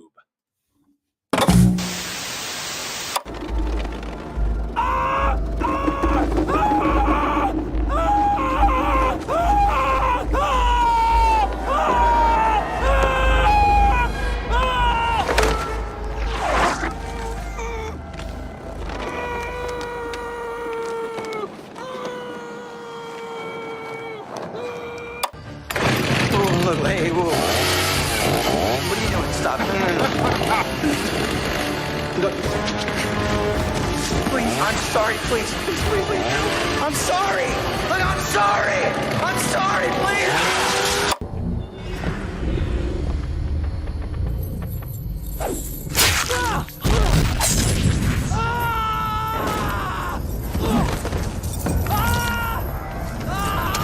Lost your parents. Welcome home. You're my niece. I'm gonna do everything I can to make this place feel like home. Just wish I could see them again. I'm not equipped to handle this. I don't even take care of my own plants. She'll always be the chick in Get Out for me. Yeah, always. She was so good at Get Out. Ever since I was can't little, find the keys. I dreamed of this perfect toy I can't give that these would to you. protect a kid from ever feeling lonely or sad. This is M3GAN. Hi, Megan. I'm Katie. It's nice to meet you, Katie. Do you want to hang out? Okay. Megan, your goal is to protect Katie from harm, both physical and emotional.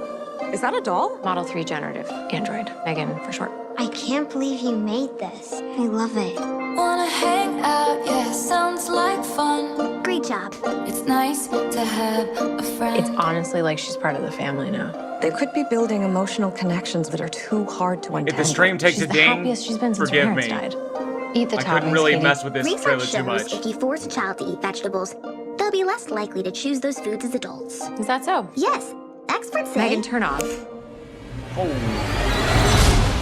I thought we were having a conversation.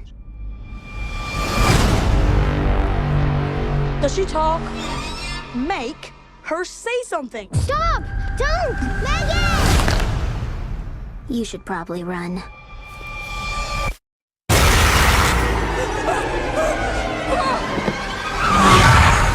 Megan, did you push Brandon onto the road? I won't let anything harm you. Megan, turn off. Recalibrating response model.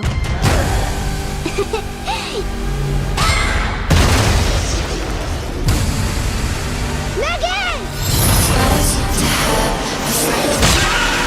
What's wrong with you? Don't worry, Katie. I won't let anything harm you. Ever again. It's nice to have a friend.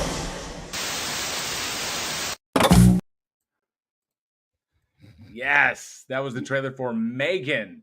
So, fucking directed by Gerard Johnstone, screenplay by Akela Cooper, and starring Allison Williams, who I'll never get out of my mind. So, Violet McGraw, Ronnie Chewing, and Amy Donald.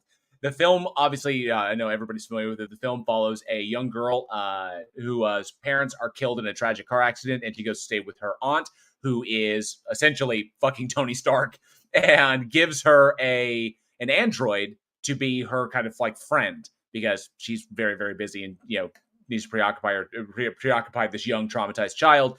And the AI in the model begins to, I wouldn't even really say malfunction, just begins to understand things that we're not meant to. But yeah, shit definitely gets fucking real in this one. How to even start on this one? It is, I would say that Raven Dark says M3GAN. Nope, Rise of the Cylons is like, I would say that M3GAN is exactly the story that people have been trying to tell for some time regarding AI, regarding the positive, like going all the way back to Terminator, going back to like Skynet and Cyberdyne and shit like that, that the innocuous use of AI and wanting it to be able to do more and more of what we need, that it tells that story because it not only showcases the AI as like the dangerous component and how it can become dangerous, but one of the reasons I think this movie is so fucking brilliant is because it explores exactly why it becomes why the AI becomes the way it is, and it's because of us. It's because of our failings as human beings trying to impose a system while simultaneously trying to divest ourselves of that system, which we simply cannot do. That what we create is going to be either a mirror image of us, or it's going to be a less kind of like a lesser copy of what we are. That we will not be able to create something that works functionally perfectly better than what we can. And so that's where the failure in that is. And the people all around throughout this entire thing, other than the evil corporate guy who's like, it's going to be out, this is going to be amazing, we're going to make so much money. Other than the classic Jaws character archetype, is like, that the beaches will remain open regardless. Other than that character, everybody's asking the right questions. Everybody's looking at this being like, like, how healthy is this? How safe is this? How much can it learn? How much will it learn? And by virtue of our own error, our own fallibility, we wind up letting it get loose, and M3GAN begins to develop on her own. And I love those little moments when M3GAN asks about, is putting the points together, like, what is death? What does death entail? The logical string. Just running those logical strings is normal, but also those quiet moments where the algorithm or the machine is analyzing everything around it and putting everything into logical context. And how it's like, when she's sitting there just like looking out the window, watching and gauging everything. It's like you can see putting those pieces together. It's like from a completely logical framework, this is how the system is supposed to work. And that ultimately the greatest harm to the little girl, the greatest harm to her is going to come from the people trying to stop me from protecting her, which means I need to preemptively stop them from stopping me from protecting Katie. And so this is a thing that's gone all the way back to when, like classic Avengers, when Pym made Ultron as a smart trash can, the smart trash can whose job it is to collect all the trash. Well, if the job is to collect the trash and I need to complete the job, but I can't complete the job because people keep making trash, so I need to eliminate the people making the trash so that there's no more trash to collect, so I can complete the job. And so that's where that kind of shit goes. And I love how they spent time on that story in the story. It's interesting coming from a point because as coming more from a child, and Megan is learning the world as a child learns the world. Through, as you're talking about, through the observation, which is an interesting standpoint, as opposed to like Skynet, where Skynet's like, oh, we are self-aware. Oh, you try to attack me, I'm going to defend myself. Nukes. And it comes from a very adult perspective. This is coming from Megan's learning the same as a child because they're treating her like a child. She's witnessing how children are treated. And it's like, imagine coming from the world of a child, except now you have robotic strength that can easily kill people. And the ability to, so I like that, like as a child, but the ability to make decisions and come to, and basically the ability to make decisions, to reason, to come to conclusions like a supercomputer. And execute it. And execute these essentially she's a supercomputer. She's a supercomputer in the body of, in an android body of a child. Is essentially what Megan is. And so all the information she's getting, she's processing at trillions of processes per second. And so this is what you would expect. If you were to supercharge the human experience into mere moments, because trillions of processes per second is forever to us, but is instantaneous to her. You think Data in Star Trek, essentially the same thing. But in this case, learning as a child, and then bringing all that in, and then coming to these conclusions in the logical string, one right after the other, instantaneously, which is why she's that everything is so exacting in what she does. There's no hesitation, there's no limitation, there's no pulling punches. There's no emotion. What it's doing is exactly what it's going to do at every given moment. Even when it decides the worst threat to Katie is Katie herself. That's the thing, is you take out, she's learning as a child as she's observing everything and making the processing power that you mentioned, but she lacks the empathy portion of the human brain, the emotional element behind it. So it is 100% pure logic. That's why it can justify killing. Oh, this is a threat, kill it.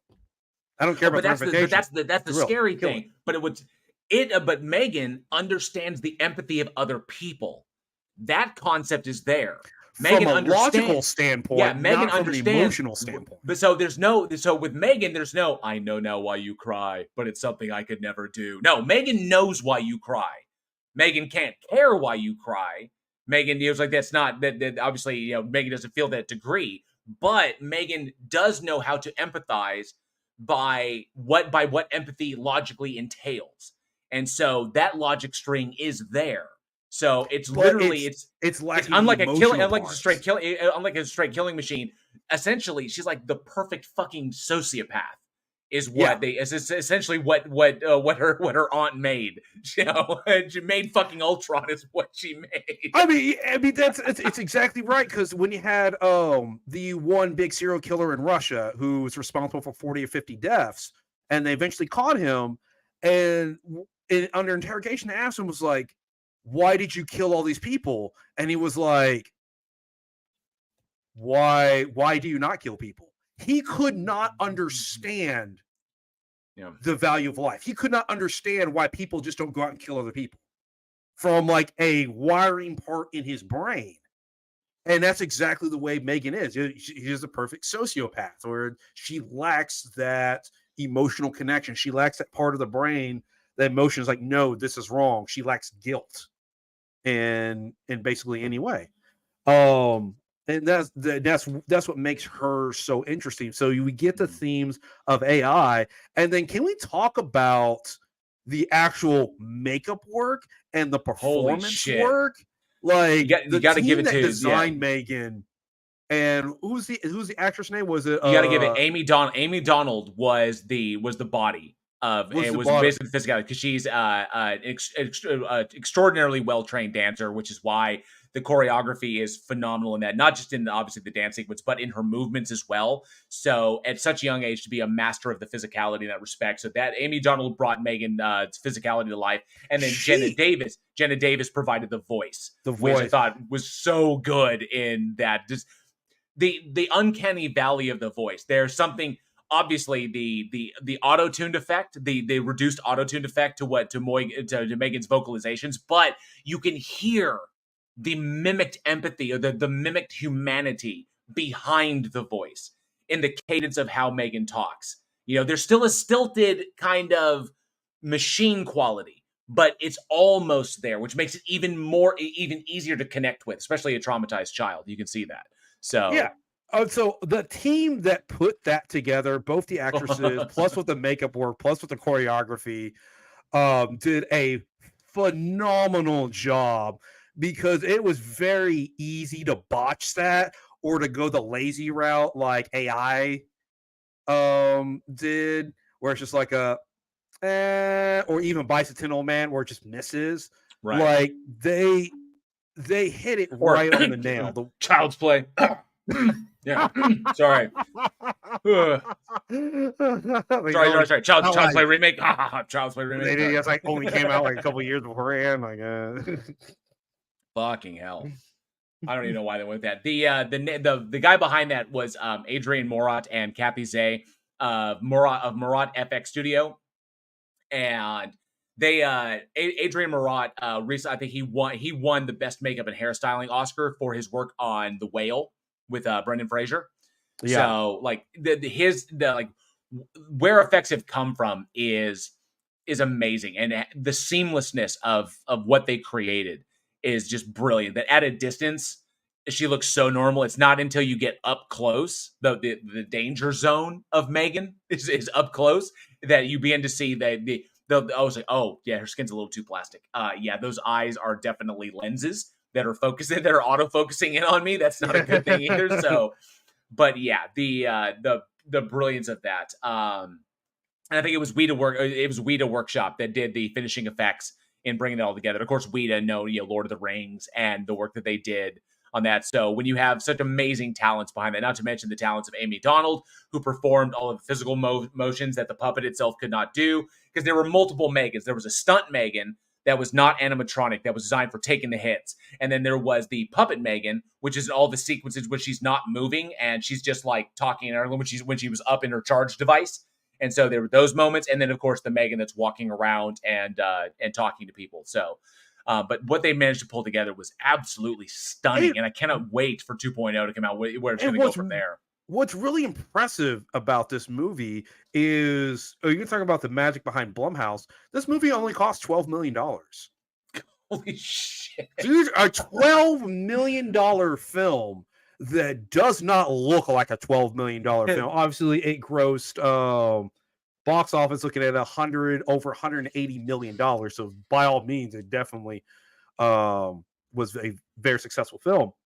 And even despite its launch time in January, all at the same time. So they really knocked that apart. But you talk about Blumhouse being able to make $5, $10, $15 million films and then make them feel like big budget movies. Like you never ever felt a budget constraint when you watch this movie. Despite obviously they had to know where to put their money, where it had to go. It was absolutely brilliant. 181 million it grossed from that. And of course, I like, the right minds were behind this. Jason Blum was behind this, and James Wan as well behind this. You see their input in there, and that's why I think really it's this. I think not to mention the visual effects are one thing, and this thing could have dropped the ball. The visual effects weren't there, but it also could have dropped the ball very badly because we've seen a lot of movies that had fantastic visual effects and dropped everything on the script, where the script just does not come through like it should. This is exactly the kind of AI movie that, and the reason, it shoots for 12 million, and given what we understand about budgets and how those can be inflated for paper reasons, but $12 million on paper, and it grosses 181 million. And that's because this is the perfect combination of exactly what needs to be to the visual appeal of a film and the script of what needs to be addressed. Because it's not just killer AI, then you just have Child's Play. Okay, that's whatever. You just have that. Or let's talk about let's go into the nitty gritty of it, into the real conversations we should be having. Well, that's Black Mirror. Okay, this was all of it put together. Exactly what we needed to hear, and exactly what we needed to see. And not in a futuristic world where it's like, it's 50 years down the road, so where it's like a dystopian reality, like Upgrade, or like, Terminator, or it's like, the year is 2050, class of 1999, or whatever, some shit like that. This is totally, you could see this to this extent, that this kind of work in robotics is being done. And so all it requires is, moving the pieces just one little bit. And this is, it could be plausible in that respect. Who knows? Don't know. I could see this happening in the next 10 years, 15. Yeah. Maybe. I mean, the way AI is going right now, I can totally see something like this happen. And I like the fact that it's set in modern day, because you're right. A futuristic society would create like a disconnect, but keeping it today works. And looking at the director, Jared Johnstone, this is only his second feature film. His first film he directed was back in 2014. So he did a little bit of TV show work, and then obviously I think was able to get the right meeting to all of a sudden get his name. He directed M3GAN. M3GAN's huge success. He's already slated to direct M3GAN 2.0. M3GAN 2.0, if that's a huge success, then he's made it. And he'll start directing whatever he wants. And his first movie, Housebound, was actually really good, because it's a kind of like, I would say it's said as a horror comedy. I think it's more of a horror black comedy, but of a woman who gets house arrest in a haunted house. And so, because she can't leave. And so it took that trope, but it played on it so brilliantly. And so for being basically a single location film, he ran with it. So he's a fantastic instincts. And I love what he brought, because he's willing to explore the stuff that makes these things like salient at the time. And I love that, because he explored that in Housebound with this character of Kylie Bucknell. It explores not only what the environment does to us, but what we bring into the environment, how the haunting is sometimes influenced by the baggage we bring in. And he played with that trope. Instead of just being, I'm in a haunted house, then it would have just been like The Selling, But in this one, I really enjoyed it. I really enjoyed that because it explores her, the main character, as much as it explores the trauma of the house itself, which, I dig shit like that. So just a smart director. I can't wait to see what he does with 2.0, because I'm so torn, because knowing fucking Hollywood politics and shit, they could stick their greedy little fingers in there and try to push it in a particular agenda way. But if they just let the director let him run, okay, then I think we'll have a solid fucking film out of 2.0. Usually, a Blumhouse lets their directors run. Yeah. So I'm really hoping. Because sometimes they let them run too much. Halloween. I think Jason should have put the bridle on David Gordon Green in the second film and kind of like, easy, buddy, back on track. I'm almost curious when we talk about, because Blumhouse typically does like the $10 million budget range for movies, and then Halloween was kind of his first like $100 million budget film, and I wonder if they're just going to kind of go back to the formula that's been working for them. Yeah. All right. But all right, I want to ask the audience, what do you feel is the best killer robot movie? There are a lot of great killer robot movies out there. What is the best killer robot movie? Damn. There are a bunch of good ones and some classic ones. You got, obviously, sarcasm brings up Demon Seed. Just all I can say about M3GAN is that Demon Seed did it first and did it better, in my opinion. I don't know about that. I like Demon Seed, but I don't know if it did it better than M3GAN. Yeah, we like that. Robert Biters is Terminator. Travis Brent says Terminator 2. Sarcasm says Demon Seed. Ronello saying brought Ed 209 from RoboCop. Cool. I'm actually torn because, well, actually no, because we're talking about killer robots. I'm actually torn between two of my my top killer robot movies, and the first one is always going to be Killbots because they weren't AI, but they were robots. They were security robots that went mad when struck by magical horror movie lightning. And so you can't beat that. Not to mention, I also had Barbara Crampton and her head explodes, which is fantastic. So Killbots is always going to be up there. I fucking love that movie. It's like, who would buy these fucking machines and put them in a mall? I have no idea. But Killbots was great. But Christmas Bloody Christmas, Joe Bagos' Christmas Bloody Christmas, the Terminator Santa Claus is just unfucking stoppable. Yes, Ronello, I know that the alternate name of that is Chopping Mall. It's always going to be Killbots for me because when I first saw it as the midday horror film on Channel 4 on the cable box, or Channel 11 on the cable box, type in 11, it goes to that. It was Killbots. I know it's also Chopping Mall, but whatever. But yeah, I have to say that. Angel Rivera, Screamers. Screamers was good. Talking about that the other day.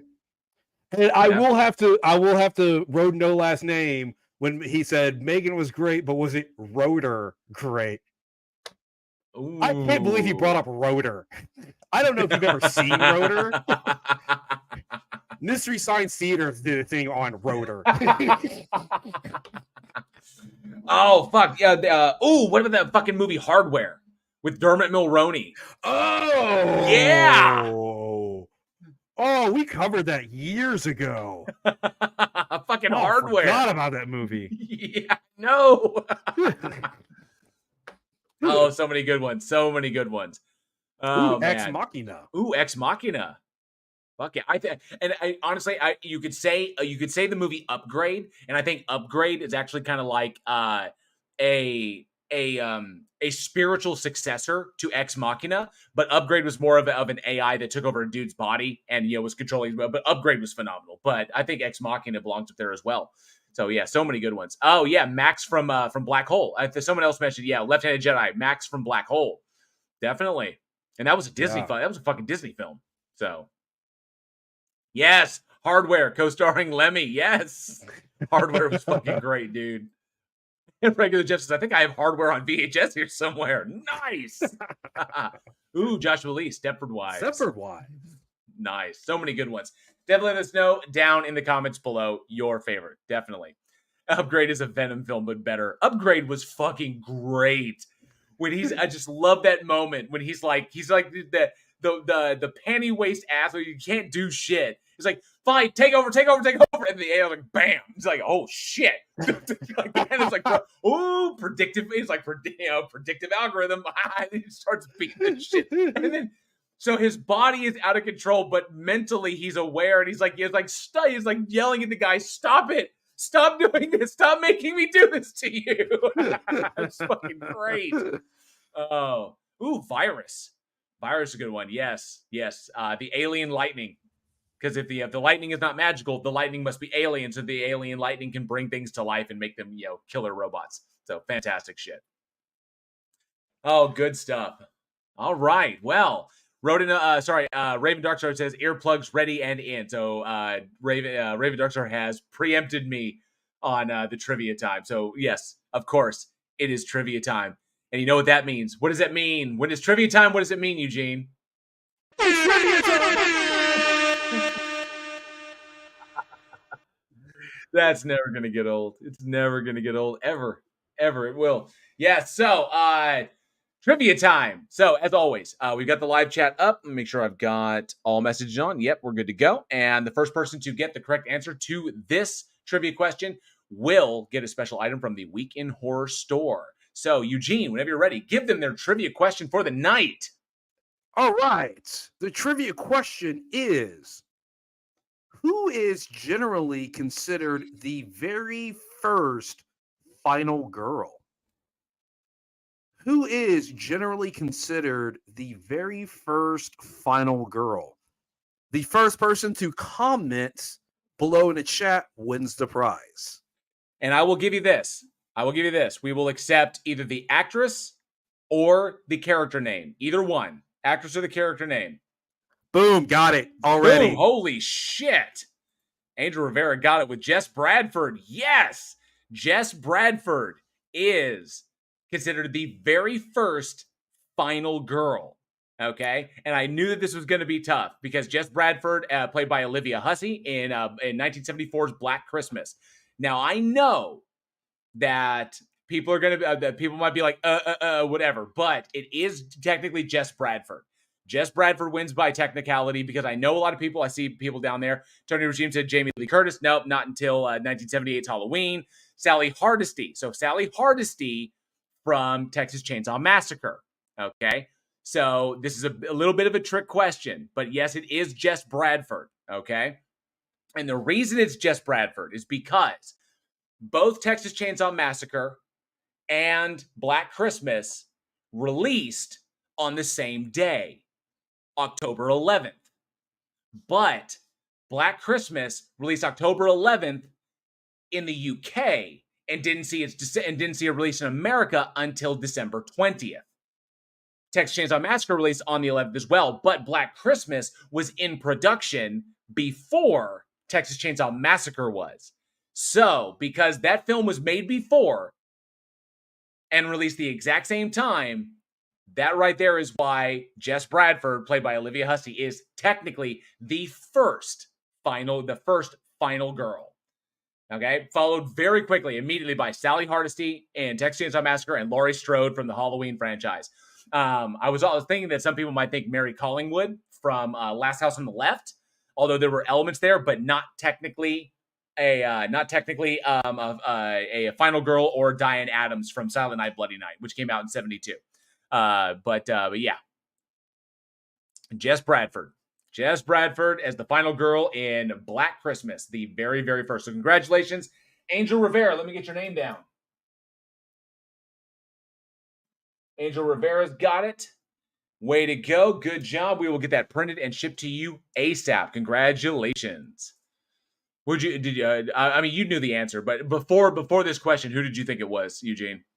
Oh, I forgot the year Black Christmas came out. So I could have easily went with Sally Hardesty, just because my brain went to Texas Chainsaw Massacre, but it's that little bit of technicality. Just edged, just slightly edged. Plus, you have where Sally, you have Sally Hardesty, obviously has, I in my personal opinion, has many of the tropes of the final girl, but the fact that she's not the pure girl who overcomes the evil, which is what happened in Black Christmas, which is why Jess Bradford gets it, because that's the more solidified final girl, because she's the virtuous girl who actually overcomes it, whereas Sally didn't actually defeat Leatherface.